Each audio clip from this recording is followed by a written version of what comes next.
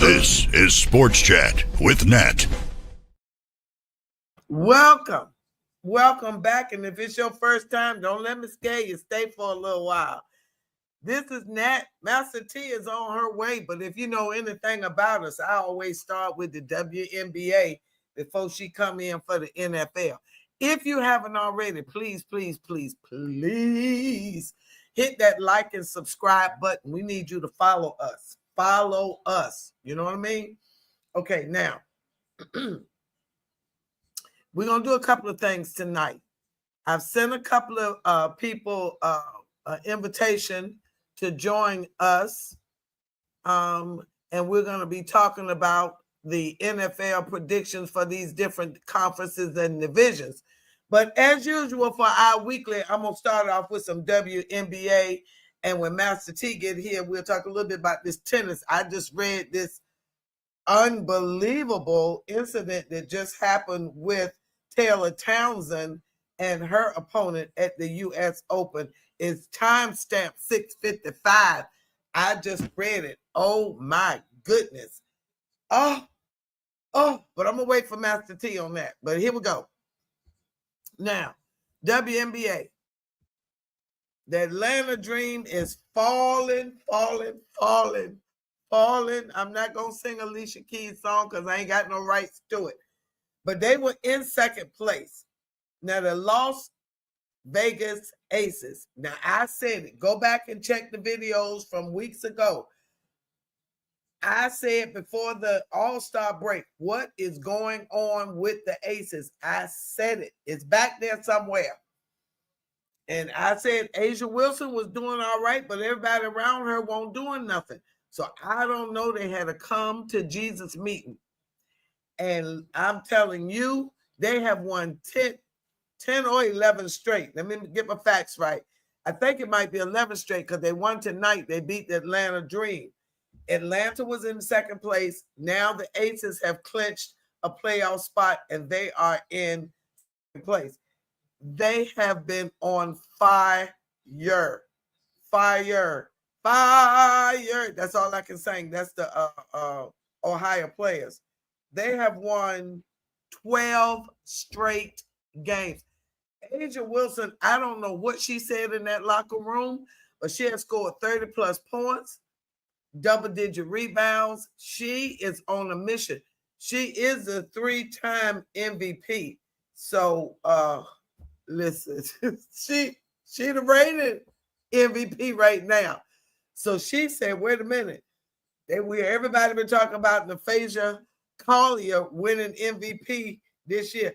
I don't know. I said it too, but Asia Wilson is changing my mind. She is coming on like gangbusters. I'm telling you. So anyway, Minnesota is still in number one. They've been in number one the whole season. And then Las Vegas is second. Atlanta is third.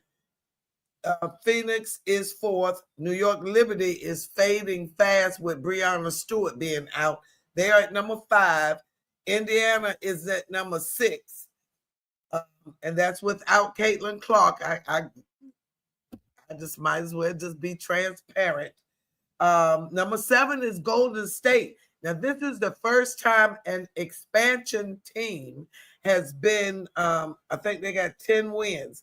It's the first time an expansion team has had 10 wins in their first season. I had to slow down so I could get those words out. Okay, and Seattle Storm is number 8. Los Angeles Sparks are number 9. And Washington is number 10. But the top 8 go to the playoffs, which starts the 14th of September. And they are going to go to a 7. Best of 7, 2-2-1-1-1. Yeah, 2-2-1-1-1. Because it was a 3-game. The first round was 3 games. They was falling out real fast. So anyway, that's that with the WNBA. Now they're talking about sitting Caitlin Clark out the rest of the season. I say it's a good idea because if she come back now, she's only played 13 games. This season.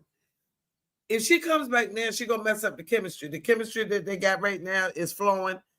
So that's just that. It's flowing. She gonna come back, mess all that up. Then they're gonna say they lost because of her, the lack of chemistry.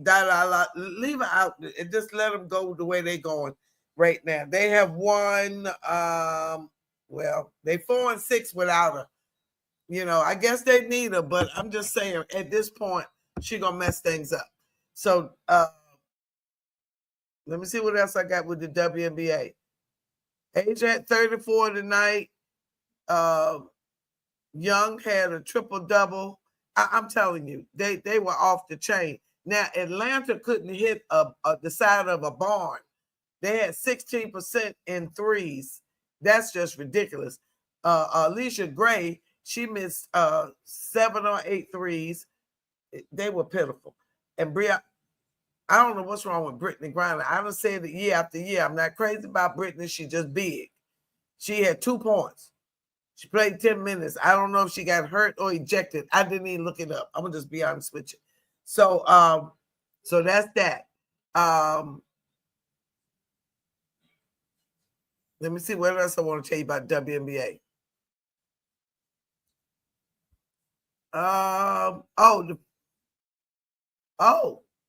The Connecticut Sun beat the Wings tonight. Let me see what's happening tomorrow. Now, the Mystics play the Liberty tomorrow. The Mystics are out of the playoffs at this point. The Storm play the Lynx. They're still in it. The Sky and the Mercury, well, the Sky is definitely out of it. That's on Prime Video. But Friday night, the Wings play the Dream here in Atlanta. That's on Ion. And the Indiana Fever play the Sparks at 10. And Saturday, Master T is here. Yeah, we got to get on this NFL. We got a lot to say. We're going to be up here half the night. But I was waiting for you to talk about this tennis. I just saw this article that dropped at 6:55 about Townsend, Taylor, and the girl at the net having words. I didn't see it. Don't worry about it. I got you. Hold up, I gotta turn up my bright. I can't see. Okay. Hey y'all. So Taylor Townsend. They got into a face-to-face argument at center court. The girl told her she ain't had no education. She ain't had no class. So somebody asked her what was the other girl. I can't pronounce her name. Otapa Nico or whatever it is. Was she racist? She said she done got all kinds of messages. She not racist. She like all people from everywhere. But she said the Townsend said she didn't take it that way. She said people lose and their feelings get off.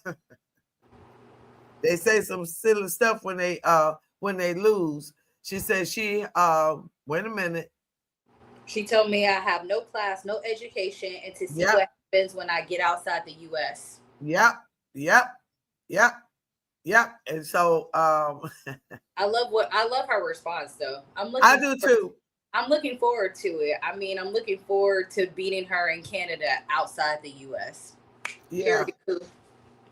So Townsend, she did handle it with the class that the girl said she didn't have. She said, I was never racist in my life. I respect all nations of people in the world. For me, it doesn't matter where you come from, she wrote. So I guess it just matters if you're intelligent or not. But anyway, she got beat. And she was hot. And she was mad. But she was. Now, Coco struggled. She won, but she struggled yesterday. Now, she done got a new coach. Now, I'm going to say this. I love Coco. Go ahead. I got to say this. Is Coco uncoachable? Is she hard to coach? She done had 3 coaches in, 2 years? She just got this coach a few weeks ago. This is Sabalenka's old coach that taught her how to serve. Now, it's when I'm just wondering, that's just a thought. Just a thought. And they showed a real clear side by side of her serve, how she went up and that he had told her to stop going so much to the left, throw the ball to the right, but listen, she double faulted. She leads all players in double faults and unforced errors, all that. She won though. She pulled it out, but it won't cute. It won't cute at all. I'm looking for my notes. That's why I'm over here. That's okay. It wasn't cute at all. So, but she did win. Let me see what else happened. I just told you Townsend won. 7-5-6-1. She beat the snot out of her. That's what happened. That won. She got mad. That won. she said, "You ain't got no class." No, you the one with no class. Venus officially plays tomorrow. Who? Venus. Okay. Don't do my girl like that. I didn't say nothing. I said okay. It's how I said okay. That's all I said. And Naomi won yesterday, and she plays tomorrow in the second round. Yes, she did. Yes, she did. Coco I gotta do my people's, guys. Y'all know. Yeah. So okay, but look, I'm ready to get to this NFL. I ain't gonna lie. I've been looking up stuff from the NFL for weeks, all day today, yesterday. I'm just so excited. I just don't know what to say. I'm sick of. I know we got to have preseason because they got the practice and all that good stuff, but I'm just ready for the real thing to happen. I'm not even gonna talk about the NBA. I ain't gonna say nothing about the NBA. I don't really care about them. I don't care about the NBA tonight.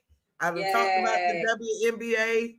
I done said all I'm gonna say about that because ain't too much because they winding down, ready for the playoffs, and so there's not a whole lot to say about that. So I'm just really ready to get into this NFL so we can talk about this. We got a couple of people that I sent the link to that said they wanted to come on and talk about their team, but we'll see if they're brave enough to show up and see if they're going to talk. I know who their teams is. I ain't going to say nothing. I'm going to call their teams out, but we're going to see if they're brave enough to come up here. You don't have a Steelers. I know you have another Steelers fan. I invited them. I did. Matter of fact, let me see if I can find Vanessa, you did post a link on Instagram, you said? I feel like she did. Yeah, she did, because I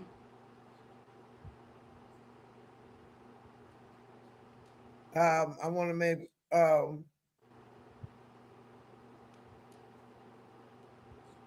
what was I typing?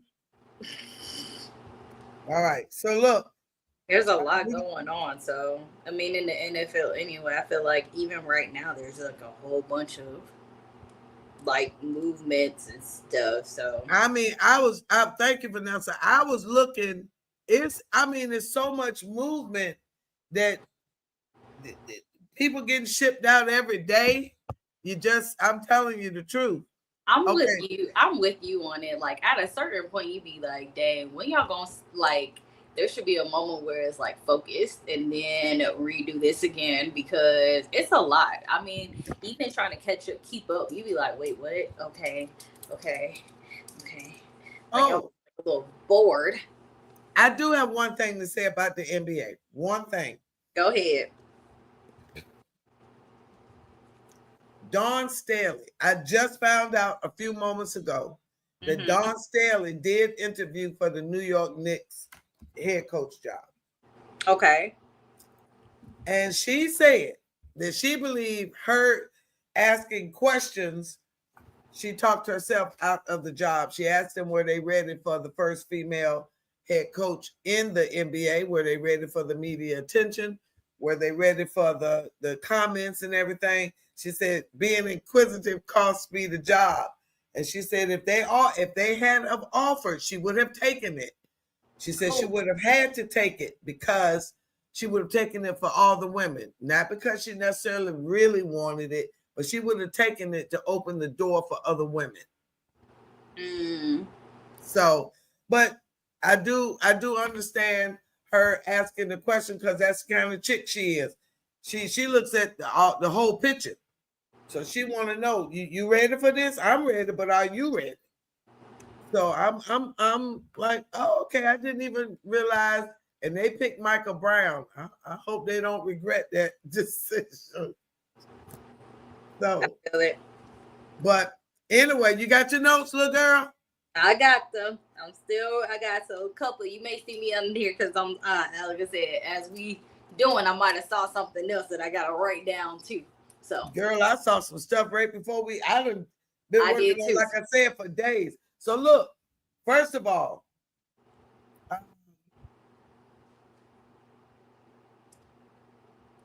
I guess we can start with the AFC.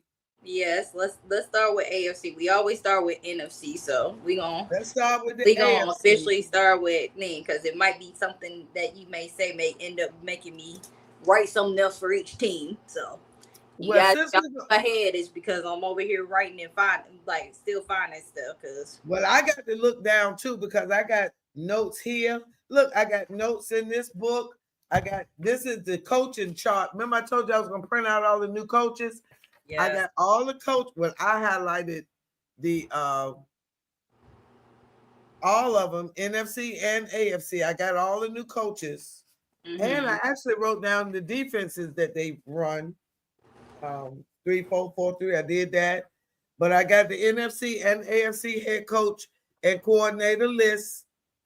So we read it. But anyway, AFC. I thought, do I want to start north, south, east, west? Which one? But anyway, on my book, I got AFC West. Okay. Of course. So, you always got to start. You got in with yours. Right. So, all right. So in the AFC West, we got Kansas City Chiefs, Los Angeles Chargers, Denver Broncos, and the Las Vegas Raiders. Now,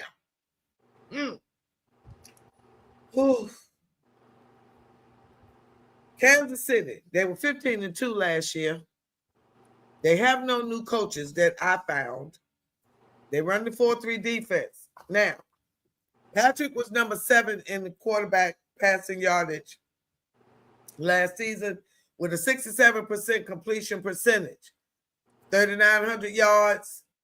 Now, their defense allowed 320 yards per game, but only 19 points per game, which we've always kind of complained about their defense a little, like it won't do nothing.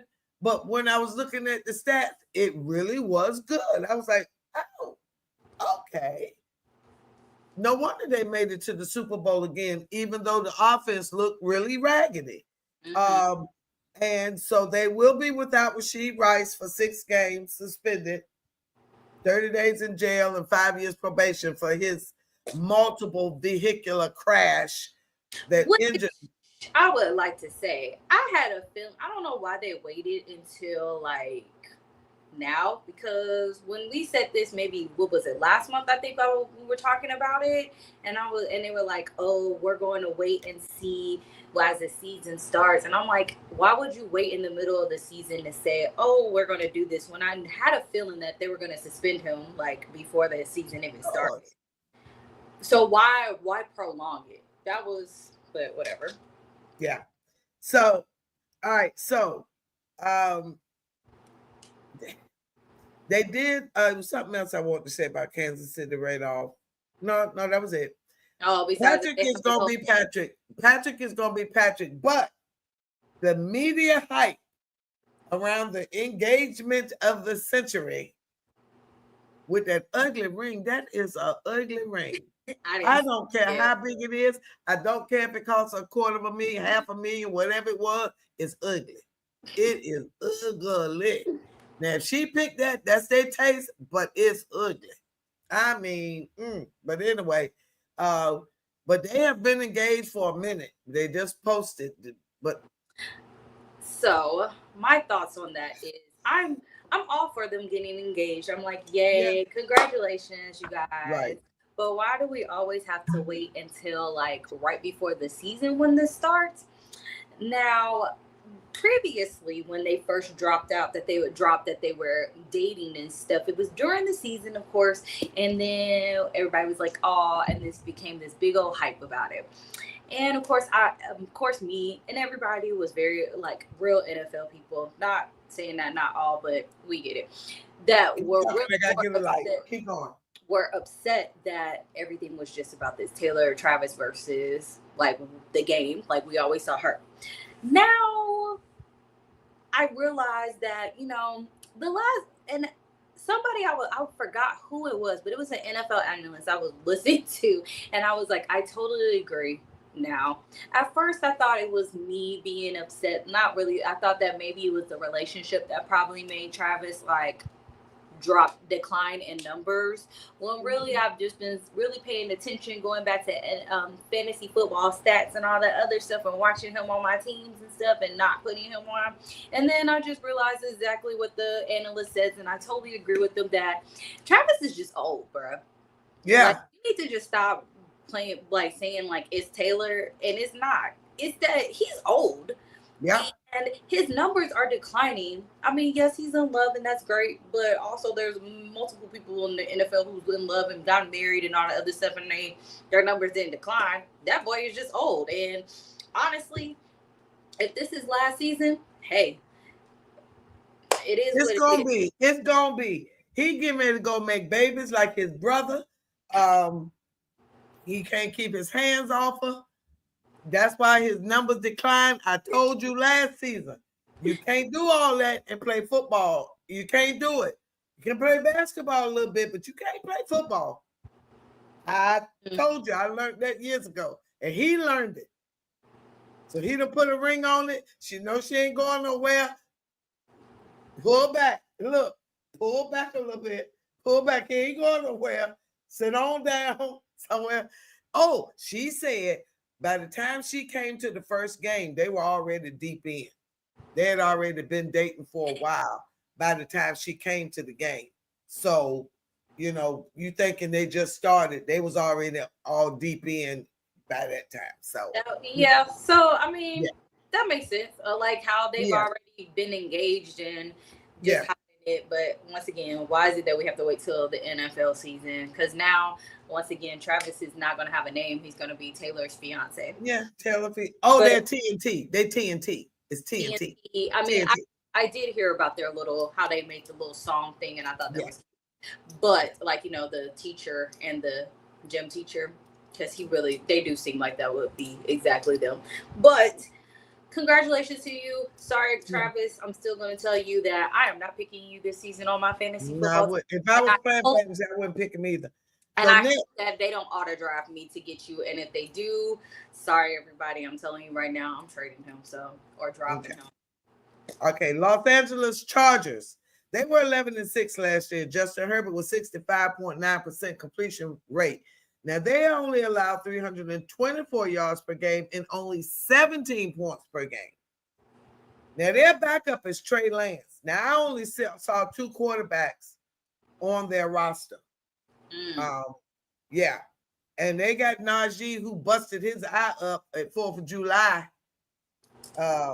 So he's supposedly supposed to be playing first game, and they got Keenan Allen back.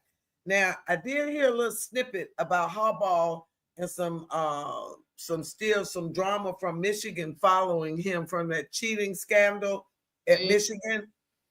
And the question was, should it follow him to the NFL? Well, look, he done some crooked stuff here, there, everywhere. He keep doing it. Y'all keep hiring him. What y'all gonna do now? He already in there. He in there. He done left a college. So what you gonna say? He can't go back to college again? Really? Okay. Let me see. That's all I really got to say about them. They look decent during the preseason.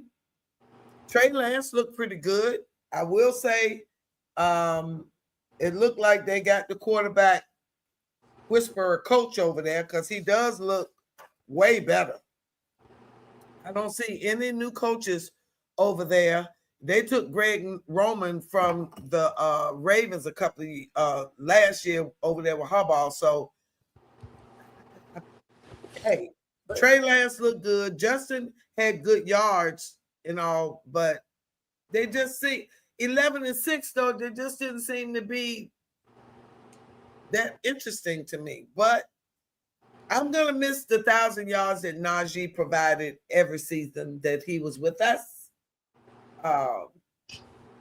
But he wasn't happy, so good riddance. All right, Denver Broncos. They were 10-7. Bo Nix was 66.3% completion, 37-75 with yards. That's pretty good for a doggone rookie. Now, what I didn't realize, and I did see it a few times, but the stats, I'm a stat girl. They were only allowing 18 points a game and only 317 yards per game. So now they had the number 3 sack leader, Nick Bonito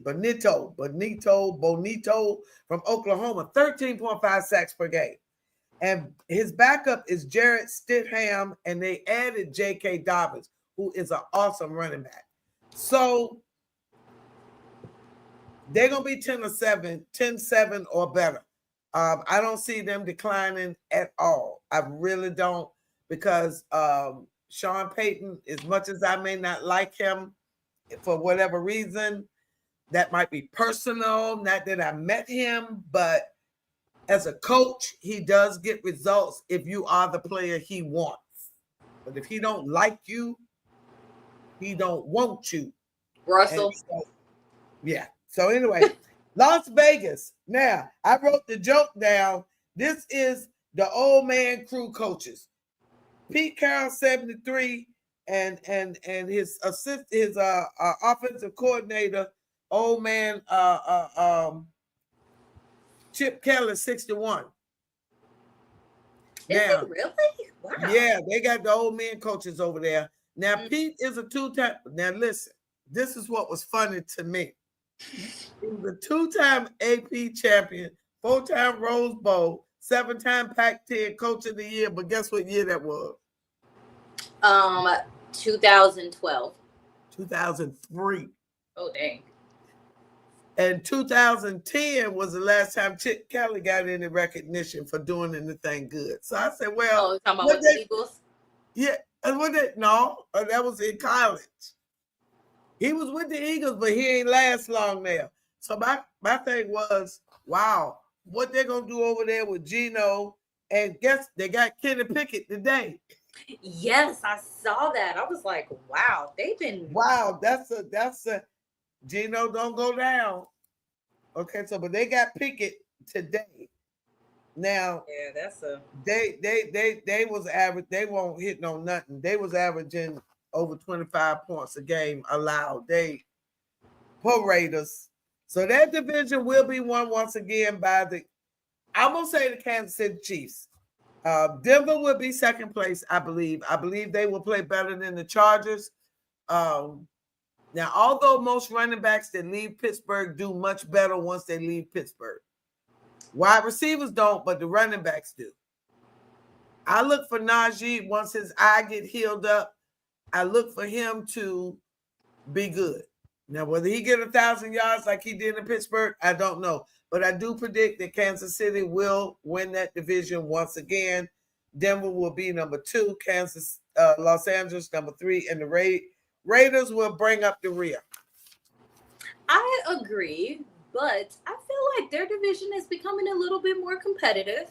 Of course. I feel like out of 3, because before it used to be a lot, like, the past couple of years, KC have been taking that division.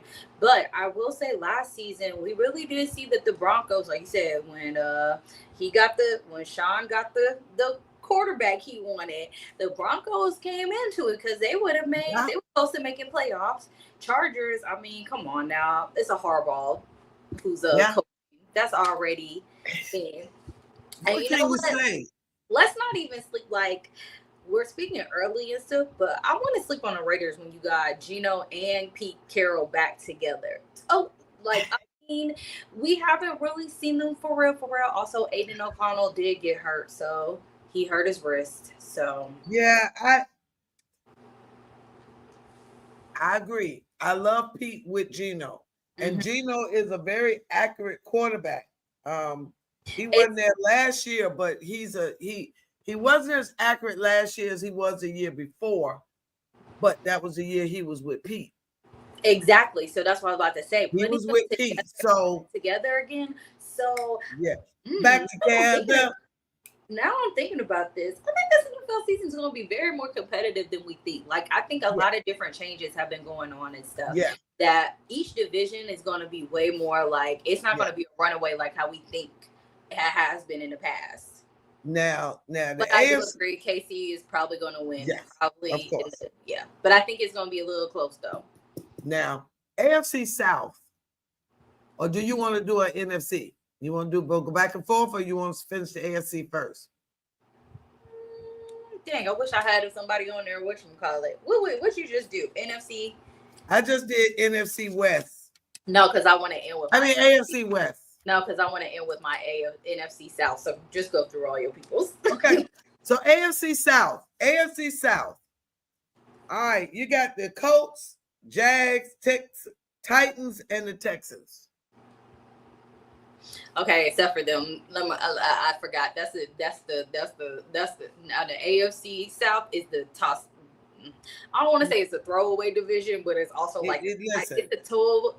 I feel like maybe 2 out of the 4 teams are pretty competitive. Maybe Texans, I will definitely. Now that Travis Huntley's on the Jags, we'll see how Sunshine acts. And then Colts, well, they just made some changes because, Well, go ahead and the Texans were 10-7 last year. They added Joe Mixon last year, but he's out for 4 weeks with a foot injury. He always out. But they got Nick Chubb, who is a beast. As long as he got feet to run on, he is a beast. I don't care where you put him. So they're not hurting in the running back field. They are back-to-back division champs. Now, they got the number 5 sack leader, Danielle Hunter, out of LSU. He had 12 sacks. They still got C.J. Stroud. He should be a little more settled this year. He had the sophomore slump last year. DeMarco Ryan is an outstanding coach. They still won the division. I just feel like they will win the division again. But the Colts, Anthony Richardson will stay, but he has been demoted. Got mad. How you gonna get mad because you can't play? You can't throw the ball. You get sacked. Why is you mad? And why is your agent talking smack? You ain't do good, huh? Come on now, let's be real. I could see if you was like throwing no interceptions and you were doing all this great stuff and you didn't. Every time you go out there and they breathe on you, you hurt your pinky, you hurt your ankle, you hurt your thumb, you hurt your arm, you hurt your knee, you hurt your foot. No. Ow. Yeah, look. Oh, my pinky finger.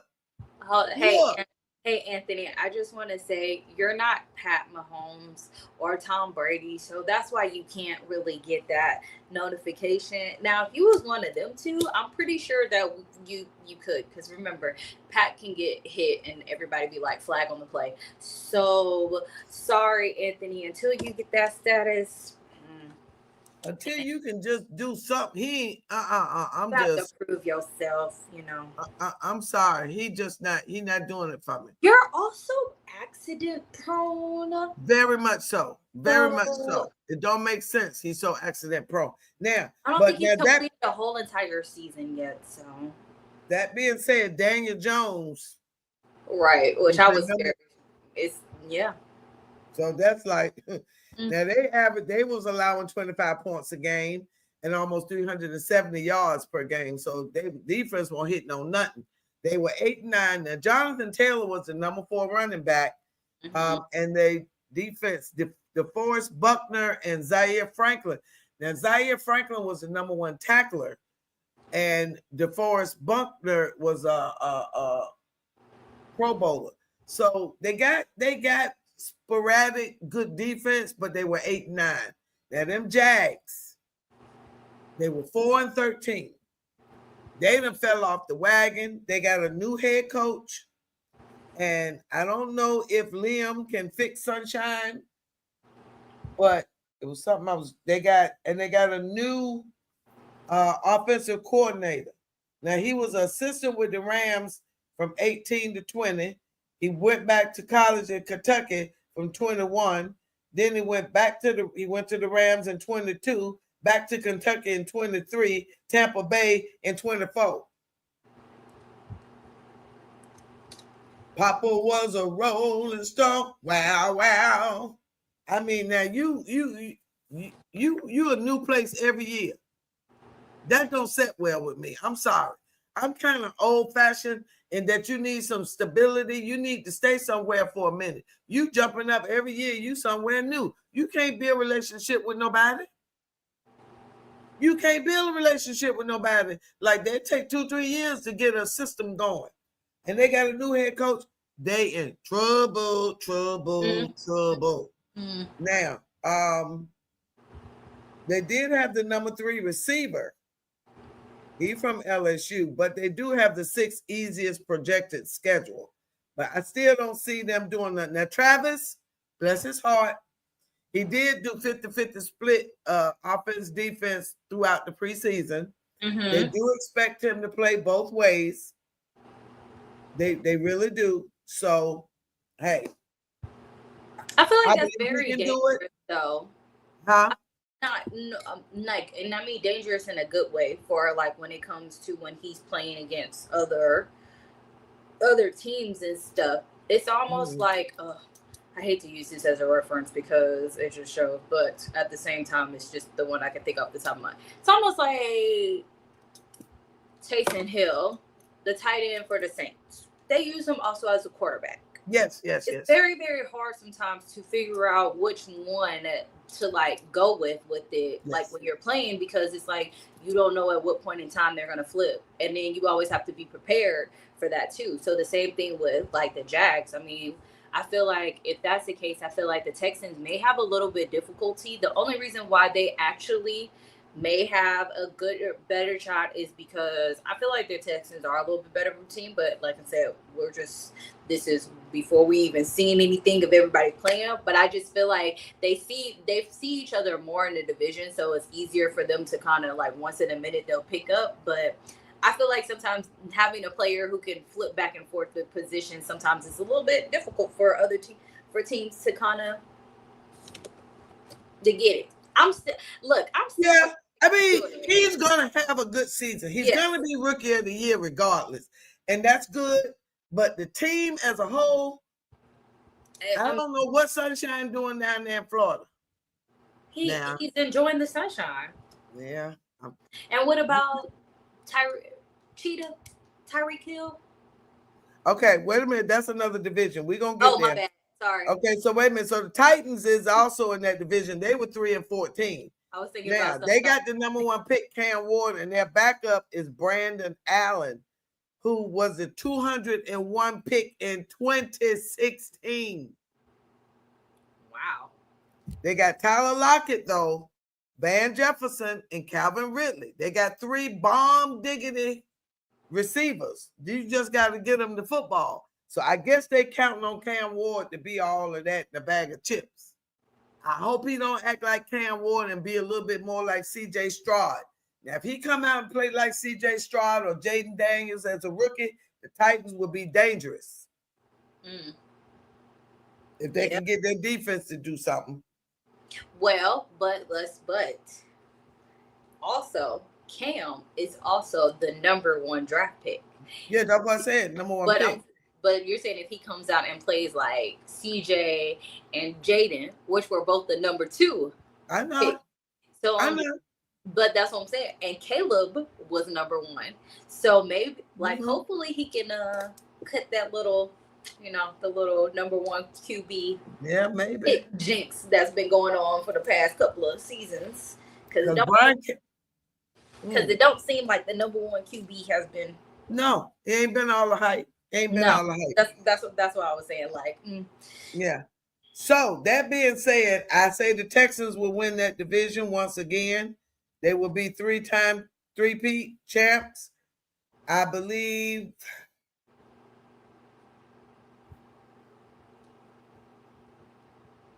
I don't like Daniel Jones as a quarterback.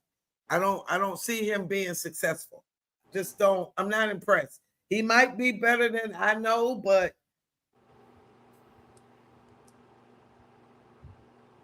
their defense though kept them in the game. I'm gonna step out on the limb and say the Jags gonna come in second. I'm gonna say Sunshine gonna get his joy back. Sunshine gonna get his joy back.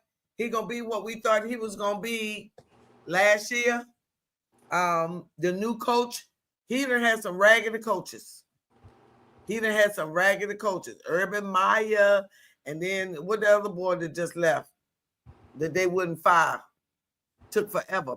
Peter wanted Doug. Took them forever to get rid of him. Yeah. So hopefully this coach will be able to resurrect. So I'm gonna say number 2, Colts number 3, and Titans number 4. That's what I say. I agree on this one. All right, now AFC East. Buffalo Bills, Miami Dolphins, New York Jets, and New England Patriots. Now the New England Patriots just picked up DeVito from the Giants. Off of waivers. They got Drake May and Joshua Dobbs. One of my all-time favorite backups is their backup. Now they got Mike Vrabel from the Titans, who was 1 year out of coaching. He's a former Patriot himself. They were 4-13 last year. They allowed almost 350 yards a game and over 24 points a game. I'm not expecting a whole lot from them. I think they'll be competitive, better than last year. But that's that. The Jets. Jets, Jets. They got a new coach, new quarterback. Wait a minute, something else. New offensive coordinator. Now, the offensive coordinator came from the Lions. He was the offensive assistant, the quality control, the tight end coach, and the passing game coordinator. They lost. And then Glenn Johnson also came from them. They defensive coordinator, so. No, they got Steve Wilkes as their defensive coordinator. No, I was talking about the Lions lost. Glenn they lost. Okay, so they got Aaron Glenn. Glenn, that's what I meant to say. And 31 years ago, he was drafted first round as a cornerback for the Jets. So Steve Wilkes was a good coordinator, but now, there was something I wrote down about the Jets. They only allow 313 yards per game, but they allow 23 points. Now, Justin Fields is the number 1, and Tyrod Taylor is the backup. So, they might be all right. Miami, they were 8-9. Now, they got Darren Waller back. He came back from unretirement after he wrote a song about his ex-wife, Kelsey Plum, from the WNBA. And he had his addiction to pain pills after his injury. So he's back. He missed football, so he's back. Now their backup is Quinn Ewers from the rookie from Texas, and Zach Wilson behind Tua. Now, I don't like watching Miami play, I'm going to be honest with you, because every time Tua get hit, I hold my breath. It's painful. It's nerve-wracking. And they don't have any trust in Tyreek Hill anymore. He done made all of them nasty comments and stuff. So Tua don't even trust him. Tua say they got to build a relationship. They got to build a trust back. Hey, you act foolish in the car on the way to the game. And then as soon as y'all don't win, then you act stupid. Then you don't want to go back in the game. Then your wife got to tell you to go back in the game. Then after y'all lose and don't make the playoffs, you get the cussing and you don't want to be there no more. Don't nobody want you. Now your team don't even know if they can trust you. What? Come on now. So I'm not. The coach don't look like he got no fire in it. Ever since Tua got hurt, Which coach time? ain't been the same. You talking about the first time or the second time? The big one. The big one. That now was when the he first time. stumbled on the field, when that first one when he got hurt and he stumbled, ever since then the coach felt bad because he didn't stop him from playing. Then the next one when he got hurt real bad, he ain't been right. He looks disheveled every time I see him. He looks super thin. And he had some issues, some addiction issues with alcohol. I retired in substance abuse. Okay, I'm just saying. You think he's still doing it? I think he stopped, and I think when Tua kept getting hurt, I think he started back. He looks a little. Some of his play calling been suspect. Some of the commentators said, "Why he called that play?" I said, because he probably toasted. But I'm just saying, because you know me, I'm looking at your face, I'm looking at your skin, I'm looking at your neck, I'm looking how your neck look in your shirt. If your shirt got a gap in it like that, you sick. You done lost weight if your neck sitting way back from your shirt. I look at stuff like that. If your eyes all sunk in and your I'm looking at that. So anyway, I'm not looking for a whole lot from the Miami Dolphins. I'm sorry. The Buffalo Bills, they on a mission. They got cheated out of their chance to go to the Super Bowl. They on a mission. Now their backup is Mitch Trubisky, which he did look good today. I mean, yesterday. We had no success with him. Now, I only saw him as the backup. I didn't see a third quarterback. They picked up Joey Bosa. They picked up Ty Johnson, Dalton Kincaid, tight end Travis Clayton, and offensive tackle Ray Davis. I still think they will win. First round pick Maxwell Harrison is out 4 weeks with the right lateral LCL. I think they'll still win the division. They're on a mission. The Bills? The Bills are on a mission. Bills beat the Chiefs. They beat them Chiefs. They cheated them. Because that was a first down. I'm just saying. Well, I saw. It was. So, number 2, I think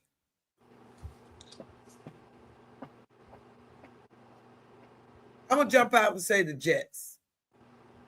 Miami 3rd, New England 4th. The Miami will probably be 2nd, but I'm just saying that the new coach,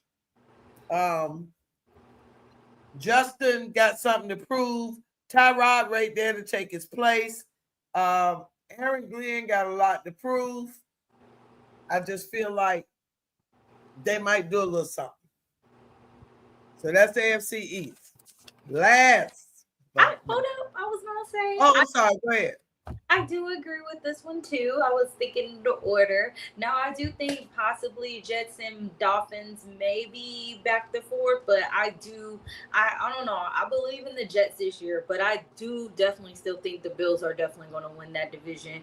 They've been really getting there every single season, but they always come up always short of Super Bowl, and almost like how when they say like the Ravens that say last time with it, I think this is the year for the Bills. Like they gotta get it together this year with it.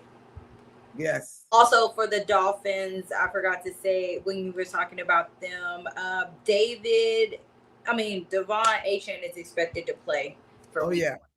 So yes. At least we know that if nothing else, they got their running back they've got their running game together. Tua was a very good Tua's accuracy is great. Tua's release is great. His balls when he throw them, they're absolutely beautiful. The release is beautiful. All of that is beautiful. I just know every time he get hit, I'm sitting there like, okay, is he gonna give up? I don't like it. That's what I'm sorry. Okay. And now Or her favorite. For the best division in the game, AFC North.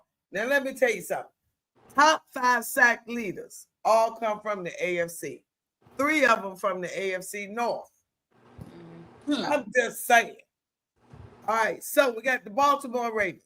They were 12-5. They won the division. Lamar was number 6 in passing yards, 66%. Derrick Henry, BC was number 2 with 1,900 yards. The number 4 leader in sacks, Kyle Van Noy. He had 12.5 sacks. They picked up Zaire Alexander, cornerback, and Cooper Rush. Now, I love Cooper Rush as a backup. He kept Dallas afloat every time Dak went down. Yes. I love him as a backup. They only allowed 21 points per game and 324 yards per game.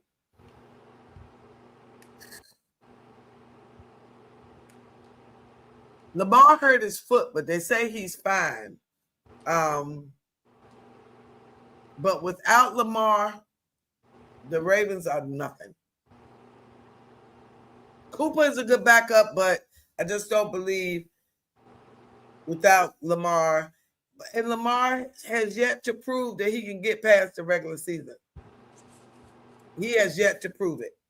Now, the Bengals, they were 9-8. Joe Burrow was number 1 in passing yards. Jamar was number 1 in receiving. Trey Hendricks, number 1 in sacks. That was his best season ever. He did get a $14 million raise up to $30 million. He got what he wanted. But their defense allowed almost 350 yards per game and over 25 points per game with Trey Hendrickson. However, they still paid him. Now, the game that they just played yesterday, the starters played the whole first quarter. They scored 2 touchdowns. But after that, they sucked. My thing with watching the preseason, you get to see the second and third string, what it's going to look like. Because when your number 1 go down, you got to have somebody to go in. That's just plain and simple. They don't play the starters. And yeah, we say, yeah, it don't count. It don't count. No, it don't count on the books. However, it counts on that team because you need to see who you got, what you don't have. I'm just saying. So the Bengals were 9-8. The Browns were 3-14. They averaged almost 350 yards. They allowed 350 yards almost, over 25 points a game. Now, Myles Garrett, Defensive Player of the Year, was number 2 in sacks, 14. I just said they shipped Kenny Pickett off to the Raiders. Now, Shadour's number 3, Dylan Gabriel's number 2, and Joe Flacco, old man Joe, comeback player of the year, one of my all-time favorite quarterbacks ever. Joe Flacco is number 1. Now, the Browns got a new offensive coordinator. Tommy Reed was a pass game specialist and a tight end coach, offensive coordinator and quarterback coach at Notre Dame. That's good for Shador and Gabriel. You got 2 young quarterbacks. That's good for them. Kevin Stefanski has proven that he's a good coach. He's proven that. That's all there is to it. He's proven that. So the Browns, their games were close. Some of them were really good. Yeah, they were. Some of their games were really, really good. But, and last but not least,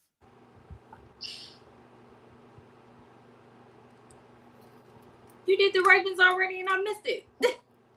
Yeah. My bad. So Steelers, we got old man Aaron Rodgers, Mason Rudolph, Will Howard. Got rid of Russell. We got rid of Justin. Okay. We picked up Jalen Ramsey and tight end Jonnu Smith, and we got rid of Minka Fitzpatrick, which I knew we were going to get rid of Minka because he won't do nothing. I knew that. We picked up Kenneth Gainwell from the Eagles, and we drafted Caleb Johnson. We got rid of Najee, the 1,000-yard runner. We got rid of Najee, and we kept Jaylen Warren. Now, Jaylen Warren did average more yards per carry than Najee. Almost 2 yards more per carry than Najee. So we'll see. He's not as big as Najee. So I don't know if he can handle that workload. But Kenneth Gainwell is a good running back. And Caleb is a rookie. But Najee was a rookie, and he's had a 1,000-yard season every season. So, hey. Now, Cam Hayward. He practiced. And I'll say again, if you wanted more money, if you was going to be in the Pro Bowl, it should have been in your contract. It shouldn't be all this debating and sitting out and all that crap. If you ain't putting in your contract, that's your fault. Cut it out. Let it go. Just play ball. Go on, retire next year. Train up the boy behind you. Keep it moving. Cut it out, Cam. But I'm going to be honest, y'all. I ain't seen Mike Tomlin smile like this since Big Ben. He's smiling like somebody gave him a truckload of candy and ice cream and cake and all of the above. He acting like, he must see something in practice that we ain't seen before. And how do you feel then? Huh? And how do you feel about this? Listen, I told y'all I didn't want Aaron Rodgers. No, but I didn't want him because he's old.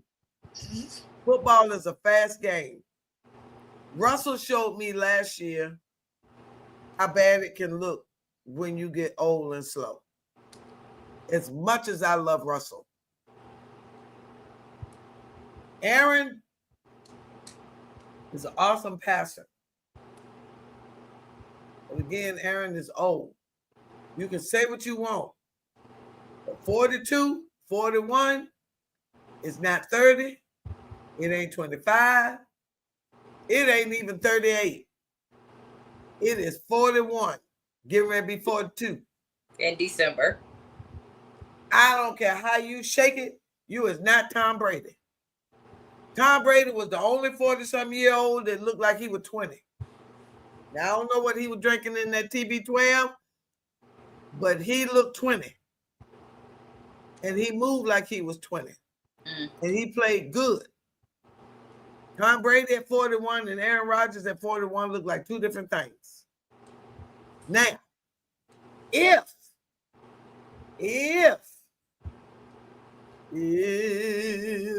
I could, if Aaron played like he played when he was an MVP, if the football gods and the Heavenly Father grant us grace and mercy, and he connect, and they call good plays.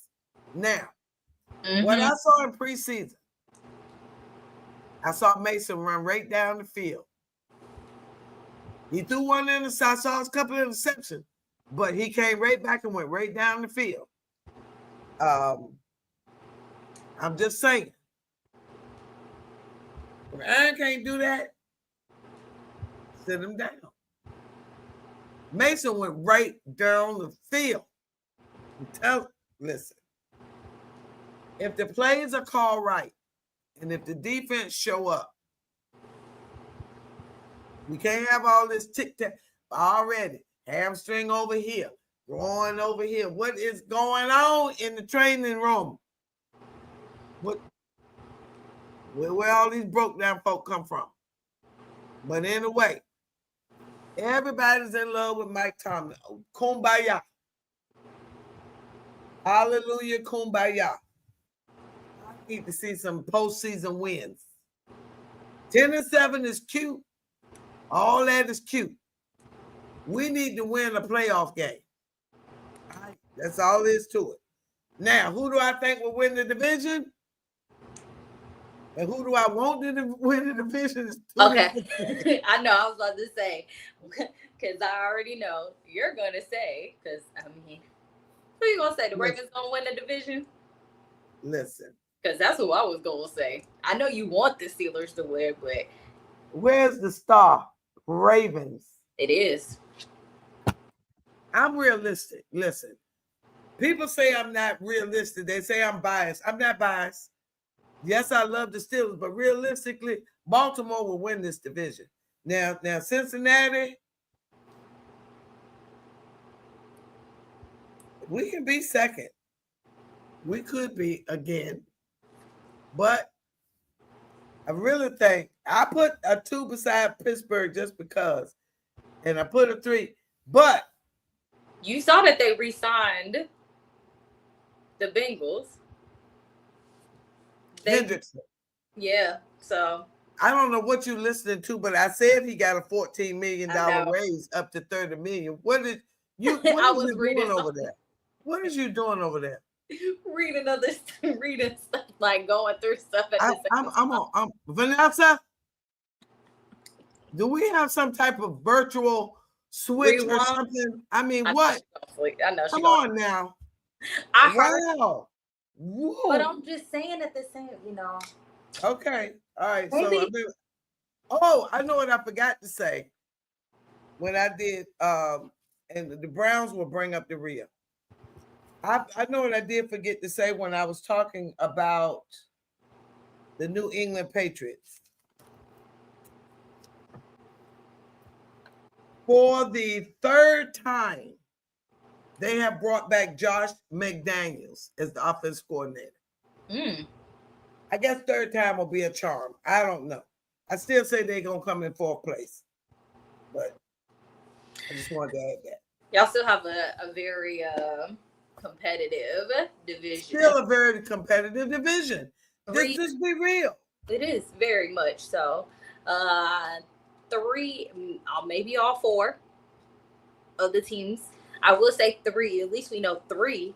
But like I said, I want to sleep on the Browns sometimes because there was that one year that we was like, whoa, when they came with it. Once again, I'm still thinking somebody gonna win. But that was Baker Mayfield, and then they got rid of him. Yeah, he should have stayed right with y'all. Well, he's much happier in Tampa Bay. I don't want him to be here. I need him to go back to Brown. He's good. All right, so that's the AFC, guys. That's my AFC preview. Baltimore will win the North. Kansas City will win the West. Texans will win the South, AFC South, and the Bills will win the East. Yeah, Master T agrees with all 4 of those. That I do agree that. Are you ready for some football? Let's do the NFC. Go Master T. That rhyme. All that. I just made that up. I know you did. I know you got your stats while I'm about to start saying because I know you got your stats for it. I ain't got no stats for I ain't getting stats for the NFC because that was supposed to be you. But anyway. I'm not a stat, but I ain't that part, but we got it though. I got it. We got it. I got your back. Go ahead. I know you do. All right. So we're gonna start off with I feel like I'm gonna call this the most competitive division of the NFC. Right now, and I've been saying this since last year, and this year I stand by it for real, and it is the NFC North. And I'm going from the bottom. I did my rankings for how they did it. So we're gonna start it off with the Bears,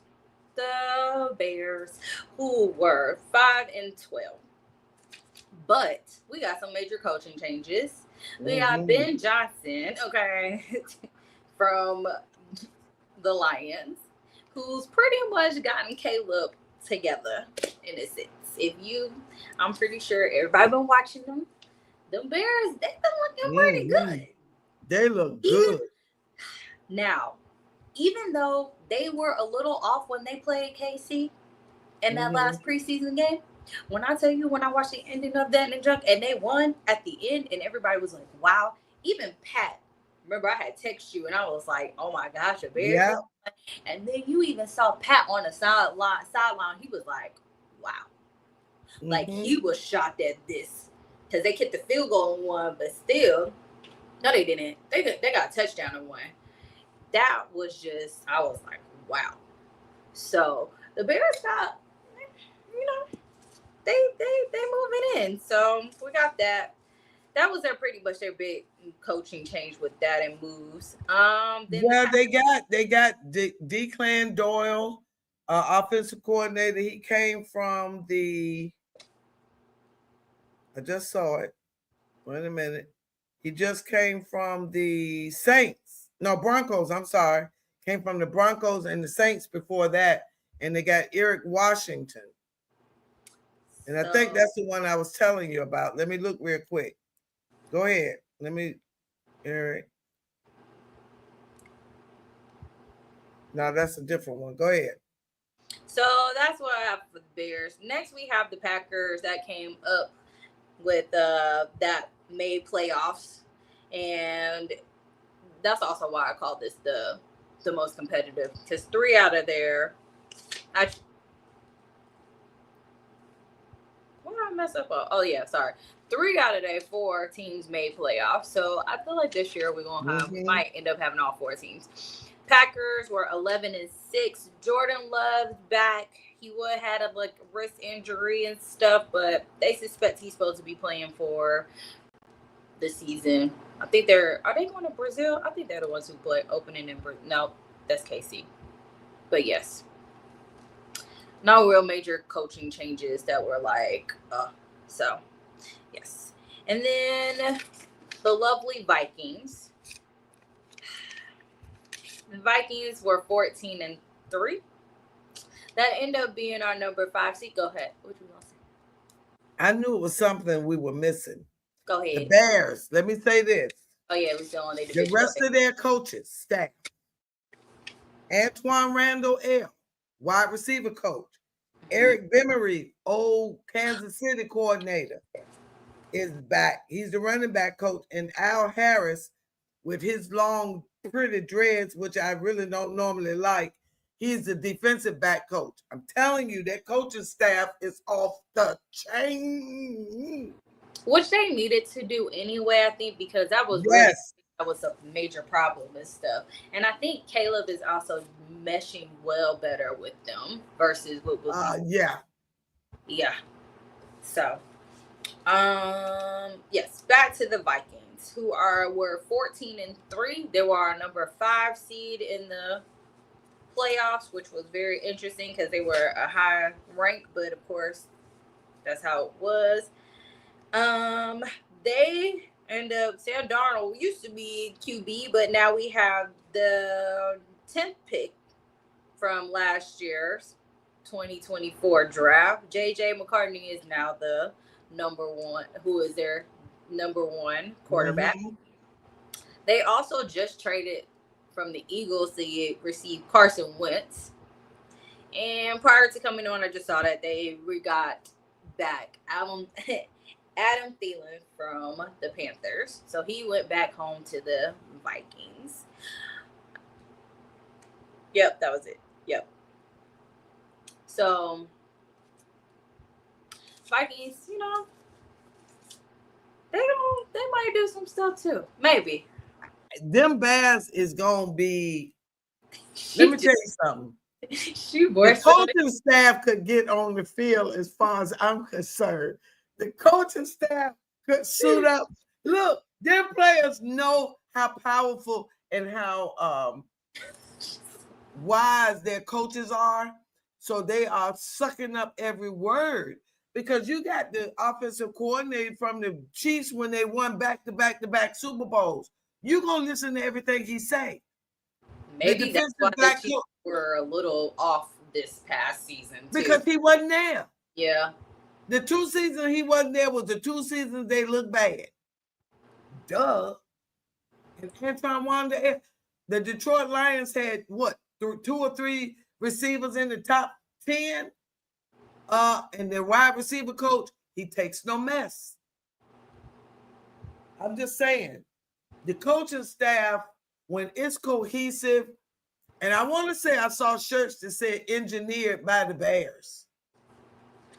And everybody had them on. I think it was them.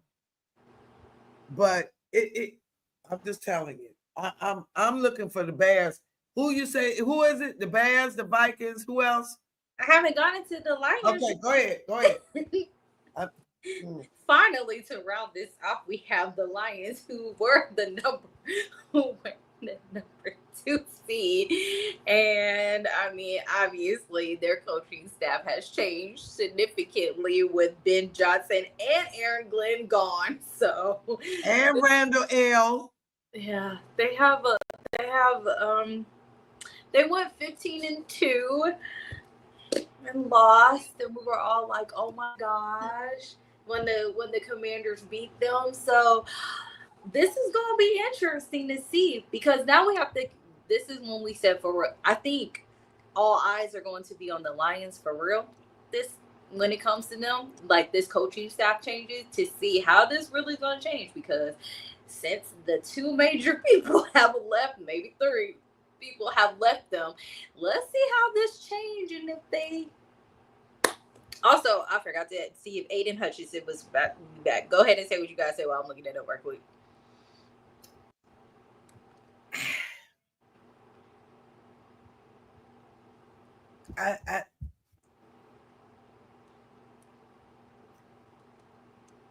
I think they lost their soul when they lost to the Commanders. I think I don't see them bouncing back this year. I just don't. I don't. I think last year was the year before should have been their year, and then last year was definitely supposed to be their year. And when they ain't do it last year, that's why the coaches left. The coaches didn't leave the year before because they said they were going to stay one more year because they felt like they could do it. I got to get some more water. I think he is ready for week 1.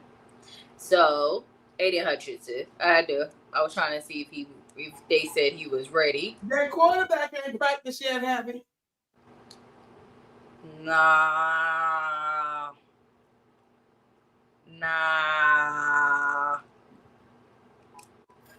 Jared, nah.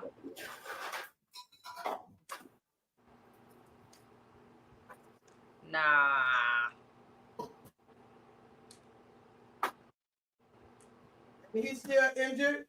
I mean, still back problems? No, that's whatchamacallit. Oh, that's the other boy. That's the Rams. You thinking about you thinking no. Jared still. That's the Rams. I'm sorry. Yeah. I get them 2 mixed up. So, in this most competitive division, which I do believe and predict that I think everybody will make playoffs. Okay. I hope in NFL history we have one division that has every single team make playoffs. Who you got winning it? This is where I'm lost, because I want to say the Lions, but I think I'm gonna go out on a whim this year, you guys, and I'm gonna say the Bears gonna take this one. I'm gonna say the Bears. I'm gonna say I can't. Yeah. That's the NFC. What's that? The North, right? Yeah. I'm gonna go Bears, Vikings, Lions, Packers. But I think all of them are gonna still have winning records. Yeah. So that's where it's gonna get a little tricky. But I think the Bears. Tricky. I think this might be the Bears' years. So the Bears got something to prove. yeah. The Bears, the Now Bears, don't let me down. I hate. I'll say that off the air. I'm not gonna say that on the air. Never mind. I hope they don't let me down, but I do. I believe in you guys this year, like for real, for real. Last year I said the Lions were gonna win, and I knew it, but this year I'm gonna go bear down, and I'm going to stick with. Okay. Say Bears gonna win the division. Okay. All right, on to, you know what? I'm gonna do them next. I'm gonna do West next. We're gonna go to the NFC West because they're not really very exciting division for me. We have starting off, we had the 49ers. I didn't realize that their record was 6-11. But of course, that's Brock, terrible. Yeah, Brock was hurt. Yeah. Had a lot of injuries, so yeah. Cardinals was next. They were 8-9. Then we had the Seahawks. They were 10-7, which we do. Yes. Then they have our quarterback changes. I was like, somebody I know had something. Because of course Gino left, and then that's right, Sam Darnold went to Seahawks. So that's that. And then the Rams end up winning the division, being 10-7, and Matthew Stafford is still hurt, dealing with a back injury. I don't know if he's going to bounce back from that. Back injuries are very tricky, especially because if we want to talk about it, the momentum when it comes to throwing, because you have to move your torso like that, of course, and turning. Then, of course, when you fall, you're going to land most of the time on your back area. So, I don't know. He still hasn't really been in practice. So I am, matter of fact, let me find out who their backup is, because I didn't even think about looking that up, because that's who they need to figure out. Or actually, probably they should have traded for somebody, like get somebody else as how other people's are. Let's see, back up. Oop, that's my news. Oh, that's right. How I forget Jimmy G was their backup quarterback. Who? Oh, Garoppolo. Yeah, I was like, they in trouble. They in trouble. Garoppolo cannot stay healthy. And I forgot that Stetson. Oh, bless you. I totally forgot that Stetson Bennett is their backup behind Jimmy from Georgia. Yeah, girl, he what? Didn't he just get out of rehab? How long he been out of rehab? No. He done missed what, 2 seasons in rehab with his addiction? That ain't nobody talking about. That ain't nobody talking about. They acting like it don't exist. He was on that team with the players that got killed in the crash with the drunk draft staff. I know. We ain't gonna put split. No, we ain't. Nope. I know. All right. But you know, go ahead. Back with Jimmy G. So hey. All right, and then that was it, because I don't really have that much info on the West, because they weren't really my favorite division, to be honest. They actually used to be very competitive to me, but now they're kind of just went down. I think that the honeymoon is over for Brock Purdy. I think so too. I love Mr. Irrelevant. That became Mr. Relevant. Cardinals, okay, so the West has the potential of being a very competitive division. I just need to see all their pieces together, because there's a lot of uncertainty with the NFC West for me.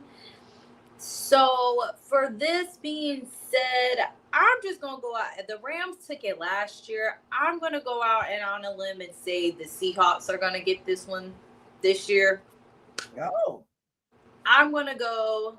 I know. Why would I go against Sean McVay? Well, maybe because maybe because we don't have a certainty of Matthew Stafford. Now, one thing I will say though, the Rams and Seahawks had the exact same record. Yeah. The only reason why they made playoffs is just because they ended up when the Rams won at the end. But that's the only reason. But if they didn't, Seahawks would have made playoffs. So you going with but they had Geno last year. They did, but they have Sam now. And Sam, look, Sam Darnold did well with the Vikings. He did. Until we got into the Seahawks got a new coach. No, they got the same coach. They got a new offensive coordinator. Yeah. They got Clint Kubiak, whose brother is the offensive coordinator for the San Francisco 49ers, Clay Kubiak. And their brother is somebody for the Dallas Cowboys. Yes. Yeah. So all the sons of Gary Kubiak. Yes. So okay. I'm gonna go on a limb and say the Seahawks. Now the Rams may end up coming back and stuff, because one thing I will say about the Rams is they're a late season team for some like the last couple of seasons. Yes, they are. They are a late season, so they may start off with like not really that much momentum, and people be looking like Rams, and then all of a sudden they just kind of at the end of the season you be like, whoa, where did y'all get this momentum at? So that's why I'm kind of torn a little bit, but I feel like the Seahawks are a little bit more consistent, even though we are changing quarterbacks. But I just feel like they may be a little bit more consistent. So I'm going to still stick with the standings. We're just going to go Seahawks, Rams, Cardinals, 49ers as my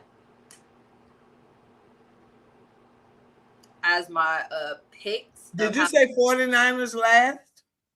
I did. I believe the Cardinals. I feel like Kyler might be a little bit better this season. Okay.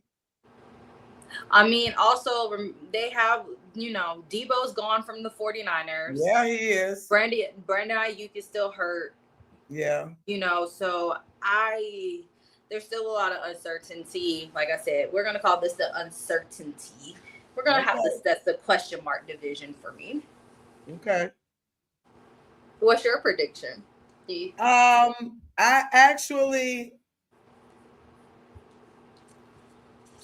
I'm a little torn. I would say the Rams. I want to say the Rams first because I like Sean McVay. And Seahawks second. I agree. Cardinals third and 49ers last. So that's me. I agree. Like this is if we broke this in a clip, this should be the little dun dun dun. We actually disagreed on something. Yeah. I do agree with the Bears. Yeah, the Vikings. I'm gonna go. See, that's the thing, though. Because I'm leaning towards the Packers more than the Lions because the Lions have been dismantled with their coaching staff, and I really believe that they're gonna miss the energy of all of those coaches. And Dan Campbell is gonna miss his tribe. He's that kind of guy. He done lost his tribe. Okay, I done talked myself. Packers 3, Lions 4. He lost his tribe. Now, the only thing I would say when it comes to the Dan Campbell is also the coaching staff, but they didn't have that many player moves like that. Most of their stuff still stayed the same of their major players. And also, remember, 10 of their defense, most of their starting defense got hurt during the season. So they're getting back, but it's also like but also with that being said is how did they come back from all those injuries too? Like mentally, how are the players going to be without their coaches that they've had before? So that's the thing. The word that we forget to use in football with these coaches and players is relationships. If you notice, when 1 year the Steelers were looking good, we was ready for the Super Bowl, and the wide receiver coach died suddenly. The wide receivers were a wreck. They were distraught. Grief hits football players just like it hit you and me. And they get sad. And yeah, you're supposed to say just play football, but Yeah. So some of the NBA players, I just found out that one of the Warriors, he took off because his granddaddy was dying. I was getting ready to call his name, but he took off because his granddaddy was dying. It just said personal. NFL don't do that. They don't just take off for every now and then. The boy, the kicker from the Steelers, took off a couple of weeks when his daddy died for personal. But the NFL don't do that. Like maybe 1 week at that, possibly. But this boy was gone for months from the NBA. Well, also they have how many games? They have. That's true, but I'm just saying, you know. So, but yeah. So I got the Rams, Seahawks, Cardinals, 49ers. Okay, what's next? NFC East. We're going with the SB Champ Division, which we're gonna start with this. All right, we're gonna start with the Giants because they had one of the worst records in the NFL, but they were. That's gonna be over this year. That's gonna be over this year. That's gonna be over because look, we got Russell as number 1 quarterback. That they've already said that, but people probably thought that Jameis Winston was gonna be number 3, but nah. I mean, number 2. But you know who came up to being number 2? Jackson Dart. Yeah, he looked good. I wanted him for the Steelers. I told you I wanted him. So I wanted him. So him and Bo Nix both look like they about 30. Both of them played about 6 years in college. So Jackson Dart. Yeah. Our number one of our what number was he? Was he 3? He was in first round. Yeah, I think he was 3. Number 3 draft pick this year. And he proved, even I was watching the NFL Network and they were talking about it, it was like, yo, the Giants got something special. They was like, actually, Jackson could even take Russell's spot because of how good he was. Yes. But the thing Russell looked back. Russell don't look good. He looked slow, and I know he only ran 1 or 2 drives, but he had the worst completion percentage of all the quarterbacks. Every game. So, and also, but there was a debate on when should they let Jackson start. And I agree with them when they said that. Like, you just don't throw don't throw him out to the wolves yet, especially because they start off with a heavy hitting, hard schedule that they said maybe about week 8 you should throw him in and stuff, which I'm like, okay, that's cool. Because at the end of the day, experience does help. Yeah. And Russell does have more experience. So does Jameis Winston too. So they got them two to help out. But, Jackson right there to be like, hey, I got this. If both of them start effing up. So. Yeah, they having Bible study in the locker room. Reverend Russell. And Reverend Winston. Oh, you ain't heard Winston. Good. He got finished stealing that food in the grocery store. When he was with the crawfish.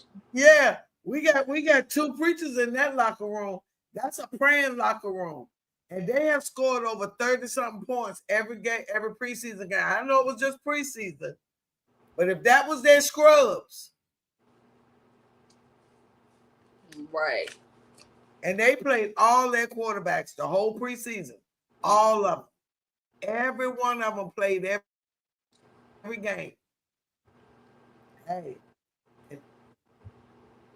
What, they got 3 quarterbacks now? 3? Mm-hmm, because they sent they sent DeVito away to what's it called? Patriots. Sorry. Yeah. Patriots. Okay, go ahead. Next. I gotta shake my head on this one. Sure, all right. Who am I gonna say who's next? Dallas. Mm-hmm. They're them Cowboys. Now let me ask you this. How do you feel about Michael laying on the gurney during the game? Oh, look, see, I have if you can see what I put for, hold up, I don't know if y'all could see what I write pretty small, but I don't know if y'all could. Move it over. Up what did I write under Cowboys? I can't hardly read it. What you got? I wrote drama. Oh, yes. That's all I put was drama in big letters. Yes, Michael drama. Parsons not Drama. only with his contract issue, Jerry Jones just being a tyrant owner as he is, that's messing up everything. Michael Parsons over here asking for with this contract, who has the same. You told me, I didn't realize he had the same agent. The agent that need to go to jail for getting that Deshaun Watson contract. He need to be put in jail for fraud. Speaking of which, we totally forgot to say that that was a fraudulent deal.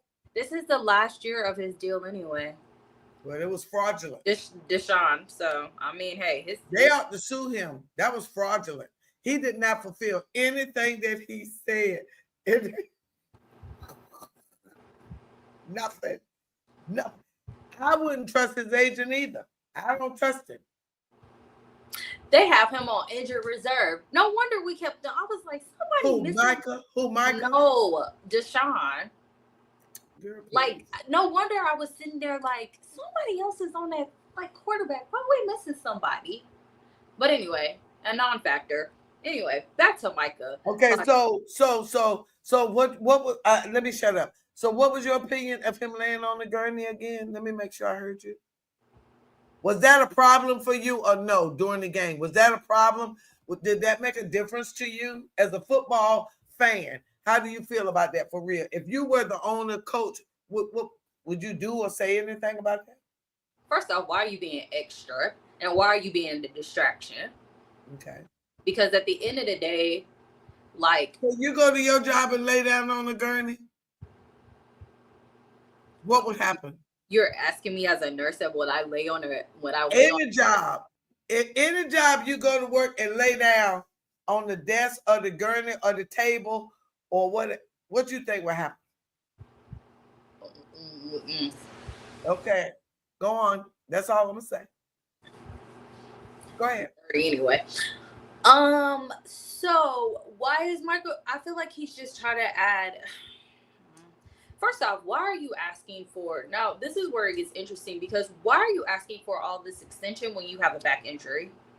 Like, you're fighting the system, trying to fight the system, and then you have a back injury, but then also over here expressing you have a back injury while you're in the game, preseason. Oh, that's right. I wasn't paying that much attention to the game. I mean, I know that they did beat us in that last preseason game. We looked horrible. But also at the same time, I didn't really pay that much attention to it. But yeah, why? I feel like also it was definitely a distraction because if you think about it, anytime a gurney's out, people are like, as fans, everybody, you're looking at that because you're assuming the player's hurt. Why are you laying down on a stretcher for whatever reason? Attention. You want to be if I was another team, I would avoid him. I would avoid him for that childish behavior. If I was a GM, I would avoid him because he would bring that drama to your team. And so that's what I think. And so all of the commentators on Get Up and ESPN said they didn't see a problem with it. Okay. All right. Y'all said that for y'all job. Well, I will say it on my channel right here. Any other job, you will get fired. And the level of disrespect that he shows to the Dallas Cowboys, he'll show that same disrespect to any other team he goes to. And that's what these millenniums don't seem to care about. They don't think people pay attention. And a lot of people are not being held accountable for their disrespectful, inappropriate behaviors, which I think this falls in that category. I do think it was inappropriate. Yeah, he don't care. One of my longest subscribers, he kept saying, well, they ain't gonna pay him. That ain't the point. But you know why he probably did it? Because Dallas is like the, how do you call that team? I don't want to call it the reject team, but they always get like players who have like a whole bunch of problems. like in the day, back in the day, like look, gosh, why can't I see his Tio? Oh, Like you have a lot of attention seeking people on that. Des Bryant, Yeah, you know, Deion Sanders, I mean, I love me some Dion, but Hollywood Henderson. He was snorting cocaine on the sideline. you know, so you got a lot of extra, you know, so why not? I But mean, then Jerry is extra because Jerry is violating the CBA by trying to talk directly to the players, like he trying to go. So come here. I'm gonna give you 10,000 a game for every interception you get, but then we're gonna do 50. We're gonna do about 50 if you make the Pro Bowl, and I mean on top of what you what you're getting, that's what we're gonna do. So he whispering under the table. So then when the agent comes and say no, he want 20,000 and 75,000. When we already done agreed on this amount over here, see, Jerry is also the owner who said, and I quote, I'll never forget it. You can't say what you used to say back in the day. I'm waiting for the tapes to be found. The tapes is out there. I'm waiting for the tapes to be found. They found the Gruden tapes, and they got the text from Brian Flores lawsuit went forward. ooh. He cannot. Yes, it went forward. It went forward because the text that the guy sent that was meant for the other coach that came to him, he got proof and it went forward. Oh, yes. Okay, go ahead. Yeah, sorry. The Cowboys also did the dumbest thing when they decided to get rid of Cooper Rush. So that was dumb. I'm not gonna lie. I have no faith in Dak. I just feel like I'm still kind of shocked at how high he was on this on the player scene. And who did they pick up? Didn't they pick up a wide receiver? Yeah, they picked up yours. They picked up George Pickens. They could have him. And isn't he also an attention-seeking person? He sure is, honey. So yes, that's why I said Dallas is a attention-seeking place. They can have him. Lots of drama, and I feel like what happens is it gets trickled down. So, like I said, sorry, Cowboys fans, and y'all know it too. Until the head, aka Jerry, decides to leave it over, or God rest his soul, that he actually dies. Sorry, I don't mean to really say it like that, but y'all ain't gonna do nothing because everything trickles down from the top, and Jerry is. And I was gonna say something. I'm glad I caught myself. I just feel like to a certain extent, the players, like they do like Dallas, I think as a whole, as a like the city and how they like with the fan base and stuff like that. I just don't think they really like playing for Jerry. So they only give so much before they just be like, Like playing for the slave master. Let's just say what it is. He's so stuck back in the times that he think he still can do what he want to do, and he can. Because they know he's violating the CBA agreement by talking to the players under the table without their agents, but they letting them do it. So, moving on. Yeah, I'm tired of talking about them. Next, one of my favorite teams in the division is them Commanders, Washington Commanders, that were 12-5 that came and they just shocked the world. Was pretty much one game away from going to Super Bowl. I was going for them, So, they pretty much have stayed the same with all their stuff. Terry McLaurin finally said they finally gave him his extension. So now you let him eat, let him cook. Yeah. We're going to see how he gets up in there. So, and finally, our Super Bowl champions, the Eagles. Yep. Who went 14-3. They just acquired Sam Howell when they switched over from Carson Wentz. So that'll be interesting to see how that goes.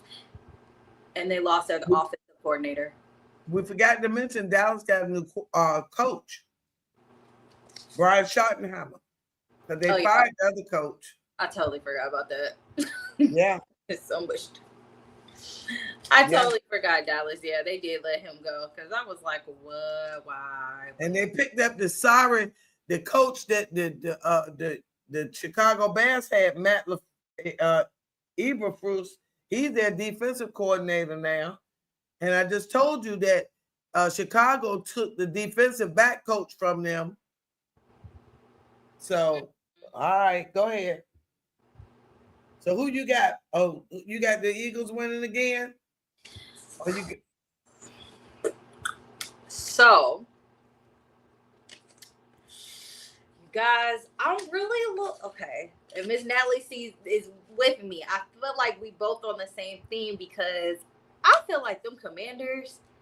I know that we may have a little, there's a possibility that Jaden may have a little slump because of the sophomore slump. I don't believe in that for him. I just feel like I feel like they will. But the Eagles are also like, I will say, they're very consistent still. Their offensive coordinator, he left. Yeah. He talked a big game, which I'll talk about then in the best and final division. But we'll see. I'm torn. They had the number one defense. They did, and they kept with it. And they kept the same coordinator.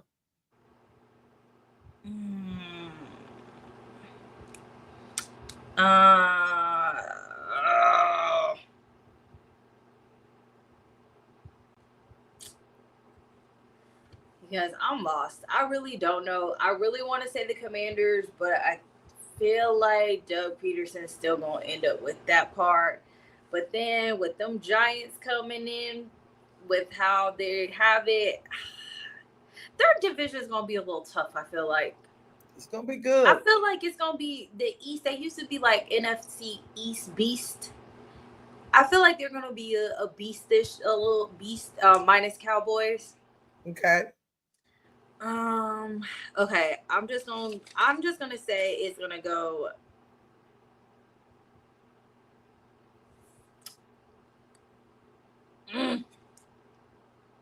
Eagles, Commanders, Giants, Cowboys.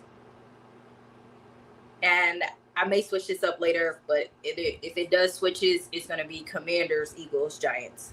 That's what I put, Commanders, Eagles, Giants. Like, if it does switch it. Rare, other than the Chiefs, ain't nobody repeated as Super Bowl.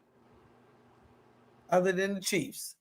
So I did put the Commanders because I don't know why I think Jaden is not going to have a bad sophomore slump. I'm just thinking he won't.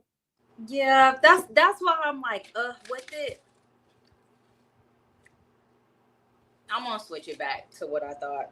I'm gonna switch what? It. I still Commanders. Yeah.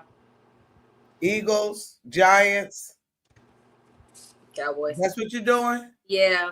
I do think that, and I think the Commanders are going to. I think the Eagles and Commanders definitely are going to make playoffs, though. I do too. With it, I think the Giants. I'm telling you that that locker room is going to be so spiritual, so positive, so motivated, and the coach was a good coach year before last because he was coach of the year. Mm-hmm. Then he had bad quarterbacks. Mm-hmm.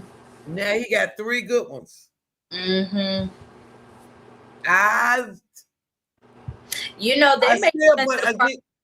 They may surprise us if they gel together, almost like how the Lions did, like with their coaches and all the players. They may end up. Hey, we haven't seen the Giants do super duper well in doing stuff in a minute. Where they may end up topping the Eagles, and it may end up being Commanders, Giants, Eagles, Cowboys. Because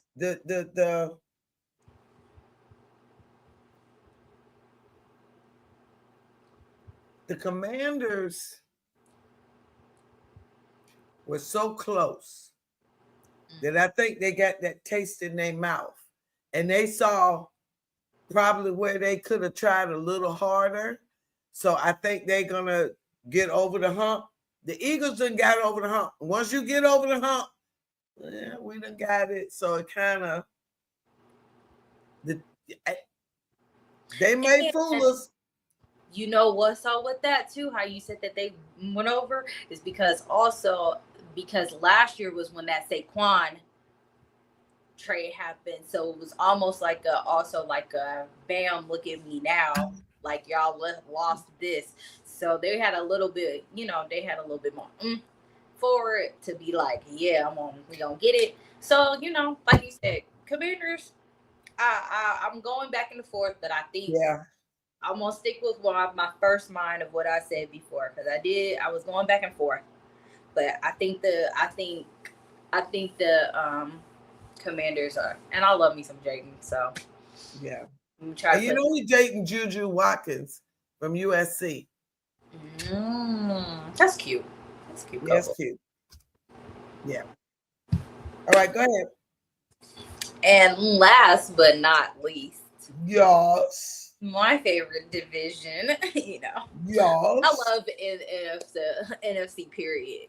But because I think, honestly, out of NFC and AFC, I do think NFC has a way more tougher, teams, when it comes to competing to each other than AFC. With it, we have a lot more competitiveness. Not to downgrade AFC or anything like that. And I just think that we have way more, divisions that have more competitive teams. But hey, we'll see. But after how this season's going, how the preview of it, I feel like the whole NFL is about to be very competitive. So, last but not least, but the amazing NFC South. We're going to start with them doggone Saints. Yeah. Okay. That's how I feel. They got new coach Kellen Moore and Doug Nussmeier as a coordinator. Brandon Staley, who was in Philly, is a defensive coordinator. So, first off, this is my division that still thinks to lose because Kellen Moore decided he wanted to not. Who was the offensive coordinator for the Eagles a week after they won, and then he got shipped to the Saints. He decided he wanted to start talking ish already. That I was like, seriously, you haven't even gotten into your new team yet to see who's on there, and you want to talk ish already? You still haven't done that. And his ish, as I was over here, I will say, his ish was he wanted to start saying if we ain't gonna win nothing else in the division, we're gonna beat the Falcons. Excuse you, sir? Watch your mouth and watch what you talk about, okay? Because your quarterback is Spencer Rattler, and that ain't that's not a thing. So you said that when you first was talking. I want to see what you say now. Do you still have that confidence? Because I need you. Because at the end of the season, I can't wait to see your foot in your mouth. Okay. But anyway, sorry, I had to do that tangent for him. All my other Falcons fans, they would know. But they lost the season 5-12. So, and I totally forgot about Derek Carr, wherever he's at, because obviously he lost his. Yeah, he's out, isn't he? Yeah. Whatever. Then he hurt. Oh yeah, because he hurt his shoulder. Yeah, he hurt his shoulder. Yeah, I know he was out, but I couldn't remember if he was out for the league or he was just out for the season. But I think he's out for the season. Yeah, of course. Next, we have the Panthers. Bryce Young. No. They were looking good towards the end of the season. They were. They had Andy, Bryce, going back and forth with it. So they was competitive. At the beginning, the Panthers was like, they almost had the Rams mentality, but not really. You know how the Rams will start off slow and then they picked up momentum. Mm-hmm. The Panthers, they had to sit Bryce down. And I think when they sat him down and Andy came in, it helped him, developed him a little bit better. Because they ended up having some good runs at the end. They were very close at winning certain games, but they didn't pull through on them. But I I saw them playing. Was it you guys? Was that the last game? I think that was you guys, right? They played in preseason, Miss Natalie. Did you see that one? Week 3, last week. When we play who again? The Panthers. Yes. So, They look good. And it wasn't their starters either. Because No, it wasn't. That was my that yeah. No, it wasn't.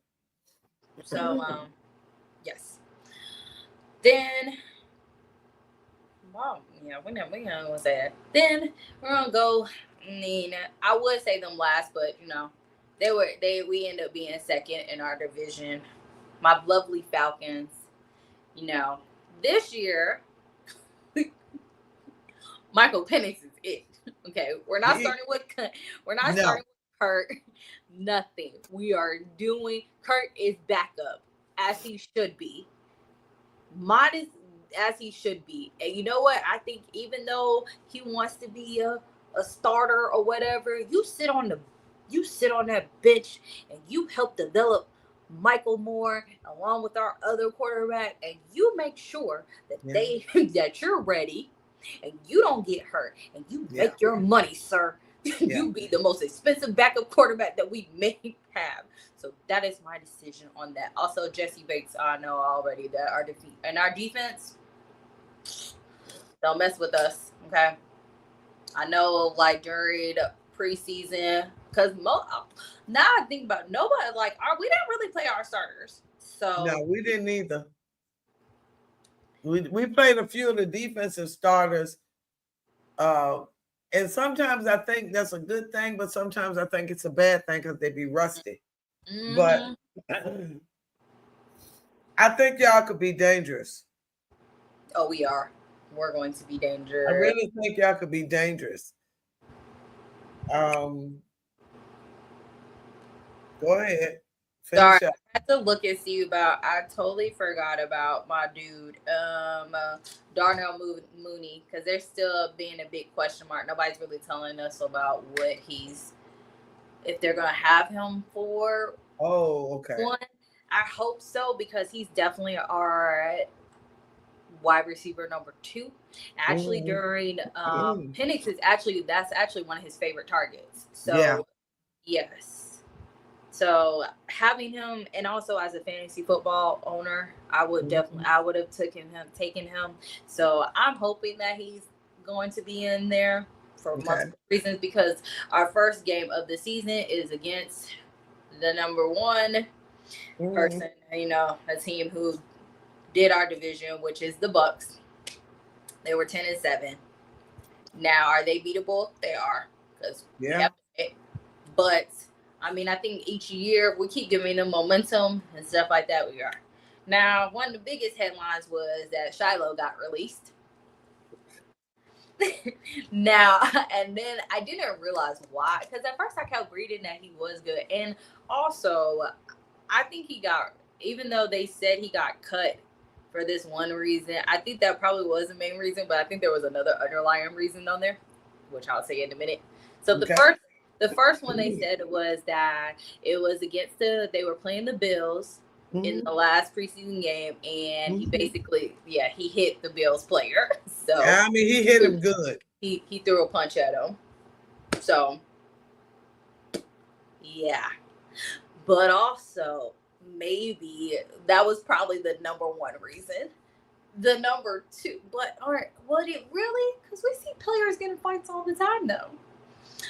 But this is why I say this is probably the real reason, but they just put that on top. I think it was because how they said when they were in training camp, there were more people going to go see Shiloh than there were at Baker. They said that more people were going to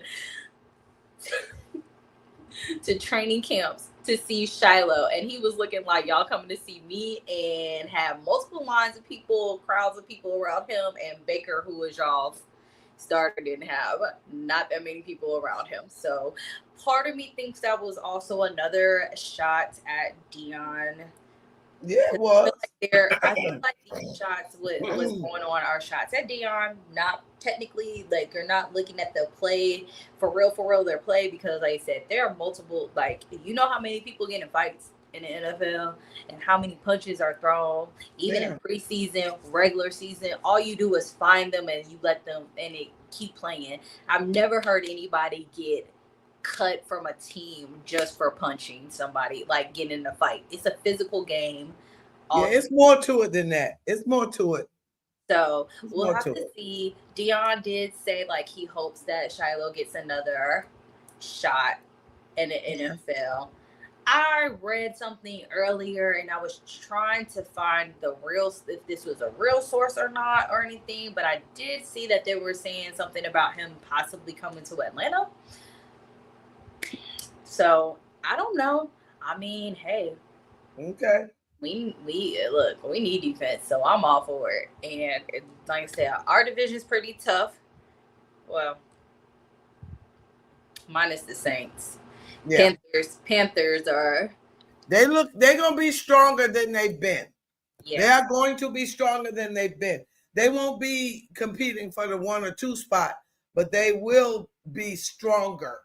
I think they're going to be a slept on team. They're going to be our sleeper, because what happens is, like I said, I will say, when it comes to our division, which makes it more competitive and difficult, is that we play each other harder than anybody for some, like, when I look at other teams and stuff like that, and I know that they'll highlight their division, like, of course they'll always play Ravens, Steelers, and all that other stuff.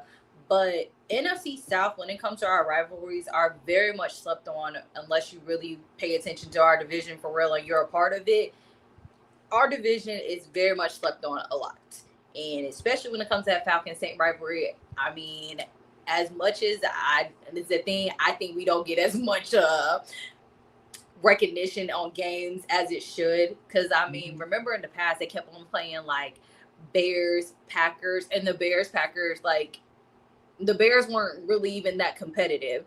And even with the Saints being, like, a very non-competitive team, whenever they would play us, it is, like, they almost, like, at the top of division, like, 2 strong teams. So I will say, I feel like this year we're definitely we got this. Okay. We ain't gonna make no mistakes. I already put a number 1 beside your Falcons for you. Oh, look, my little tiny heart. I did. I already put a 1 beside it. I'm gonna say it's gonna go Falcons, Bucks, Panthers, Saints. And last year it should have been Falcons, Bucks, Panthers, Saints. Okay, don't shoot me. I put Tampa, Falcons, Panthers, Saints. You just said you put number 1. I love Baker. You just said you put a number 1 next to our team. I said for you. Oh, for me. On your side. Oh, of course. Yeah. I do think you guys will be very competitive, but Baker Mayfield was just way too good last year. And Todd got a couple of more years on him than Rashid. So I think coaching experience plays a little bit into it, a little bit. But I was teetering on making you guys number 1. We beat them twice, though. I know. We beat them twice. I don't. Again, don't. I don't like that we have to play them first in this season. Like, I don't like that being our first game of the season. Only because, and then we play them again in December. But sometimes I don't like in, like, rivalries the first week of the season, because it's like you're still, like, everybody's getting their footing still together. I think rivalries, if we're gonna have big rivalries, I think they should start like week 3 or 4 versus like week 1.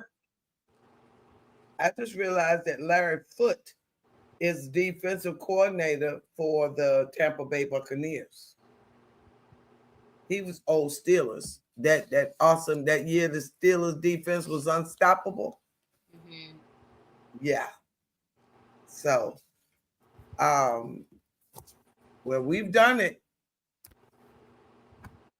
This is it. This is it. Our predictions for the NFL. This is it. Girl, I'm just so ready for the season to get started. I just hope we have a healthy season.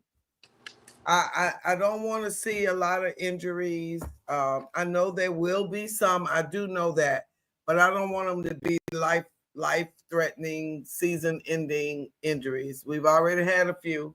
Mm-hmm.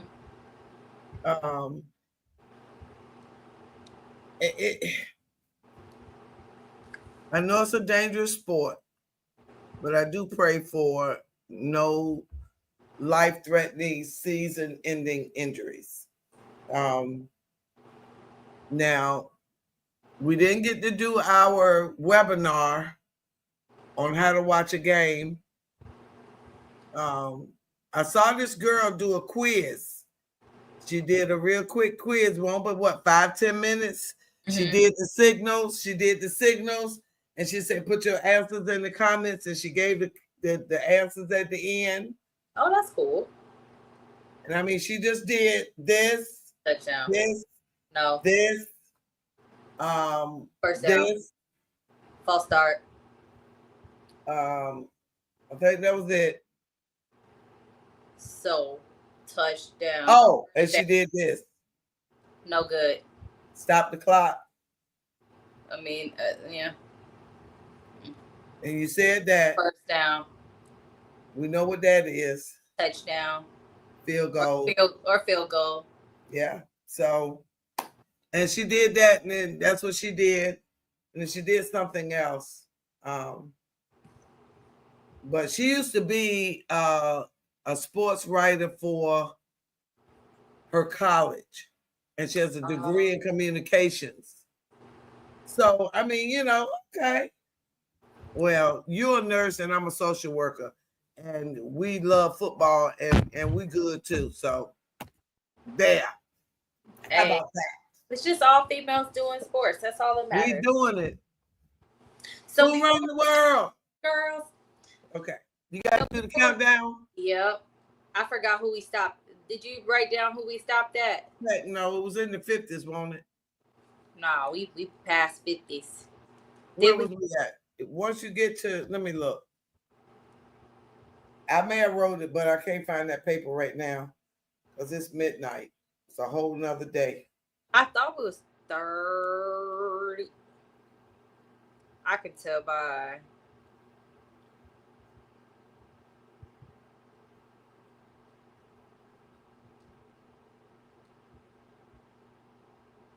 Yep. Okay. I stopped at 40. Okay. Because remember, Puka, I think Puka was the last person I said. Yeah. He was 41. Okay. All right, guys. I can take y'all up to about 50. I can take y'all to 15.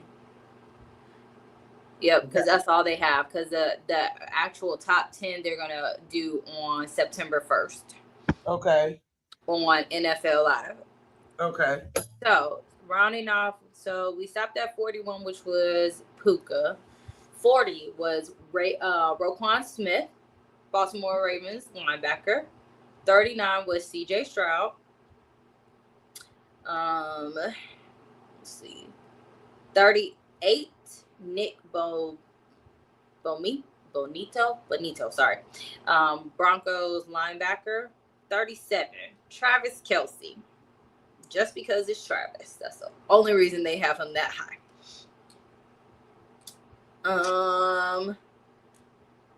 36 is Michael Parsons. Okay. 35, CD Lamb. 34, Buda Baker was the Arizona Cardinals safety. 33, Josh Jacobs, Packers running back. 32, Nico Collins, Texans wide receiver. And 31 is George Kittle.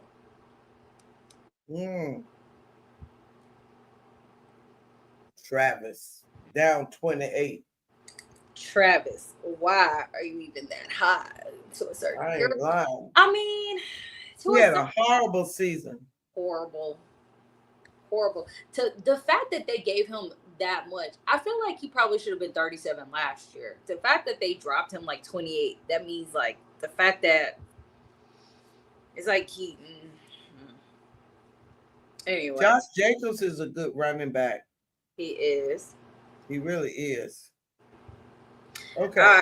Number 30 is Xavier McKinney, Packers safety. 29 is AJ Brown, Eagles wide receiver. Antonio Brown cousin. He looked just like him.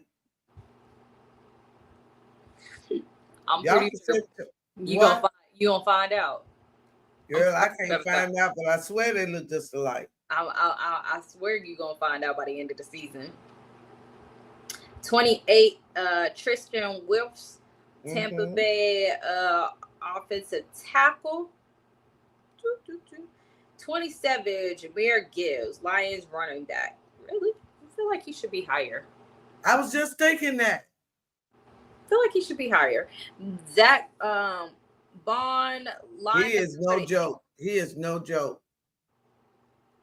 Daniel Hunter is the Texans defensive end. How did you say that name?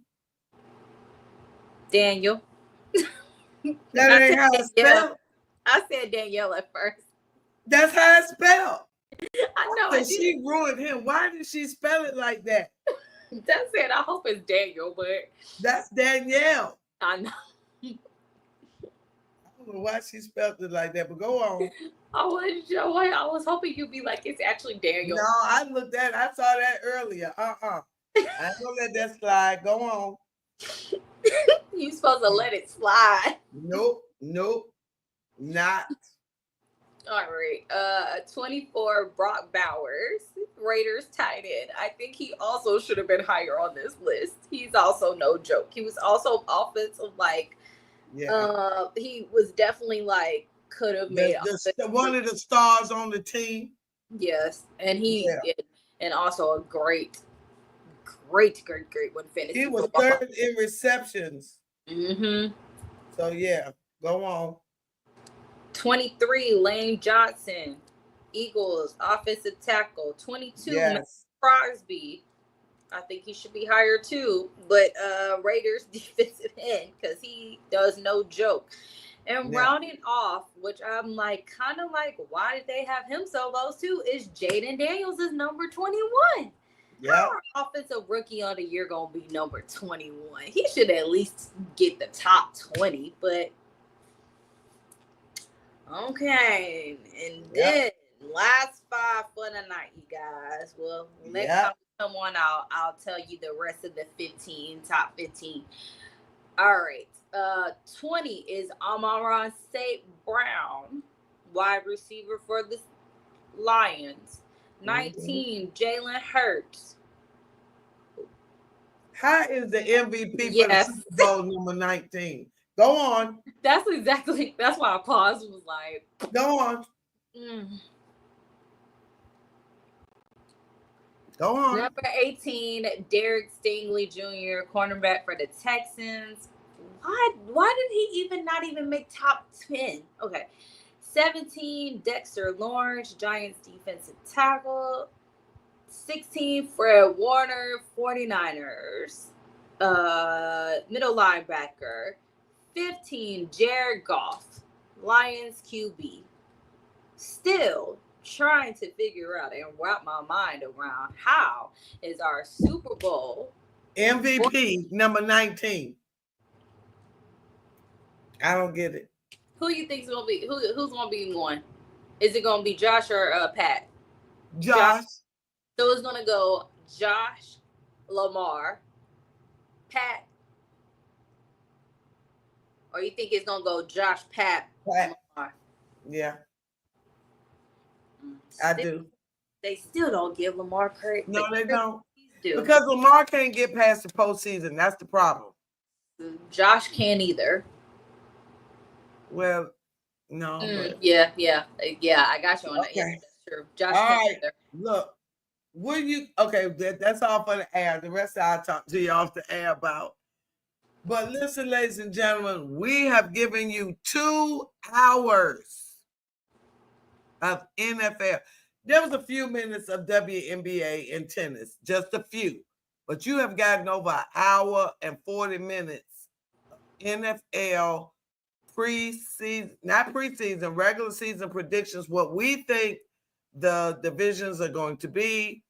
Listen, I do play-by-play. Let me rephrase that. Live commentary on multiple games every Thursday, Sunday, and if they're on Saturday. And I'm on all day Christmas. So Don't listen, you forget about Monday? I do Monday too. I do all the games. Every game that I can do, unless I'm on set. Unless I'm on set, I'm on this computer or on this phone somewhere. So I will be trying some new headphones out at the Game Watch to see if it does take care of that excess noise. I'm gonna need you guys to let me know. We'll do a trial run on the first game. We'll see what happens. I will try my best. As most of you guys know, I be at the game. So yeah, she be at the game. And but if we've had a couple of times where we could kind of hear you, and it kind of worked out. So we're gonna see. But we're looking for some things. We got to figure out how we can. I don't know if we're gonna have time, ladies. We wanted to talk to you about how to watch the game. I got a couple of people. One lady said she be watching the game with her man, and she keep asking him what that is, what, and he get frustrated. So maybe in one of our games, maybe we can explain while we're watching. Possibly. Maybe we can try to do a little bit more explaining while we're watching. And yeah. Also, we forgot to do rule changes this year. Well, we'll do them. We'll try to do one before. Because when the games start September 4th. Next Thursday. So what's your schedule like? We'll talk. Yeah, let's talk. So we can see if we can get it in there Tuesday or Wednesday before the season starts with the rule changes. Because there are a couple of ones that might make a difference. But anyway, ladies and gentlemen, this has been real. Vanessa's going to chop this up and put it in pieces, I'm sure. But we also got a couple of more interviews coming. The boxer interview is coming in full. It's coming. So we're going to be doing some other on-location stuff. The on-location interviews with the coaches went really well. Thank y'all for watching. And I saw an astronomical number of how many views we've had on one of the channels. But I got to go back and find it. And I was like, whoa, really? Thanks, guys. Yeah. So thank y'all for watching. And we really appreciate you taking the time to comment and all that good stuff. So again, this has been NFL 2025 Divisional Predictions from Sports Chat with Nat and Master T. We ready for some football? Yes. Yes, we are. We are ready. We forgot to say who we think going to the Super Bowl.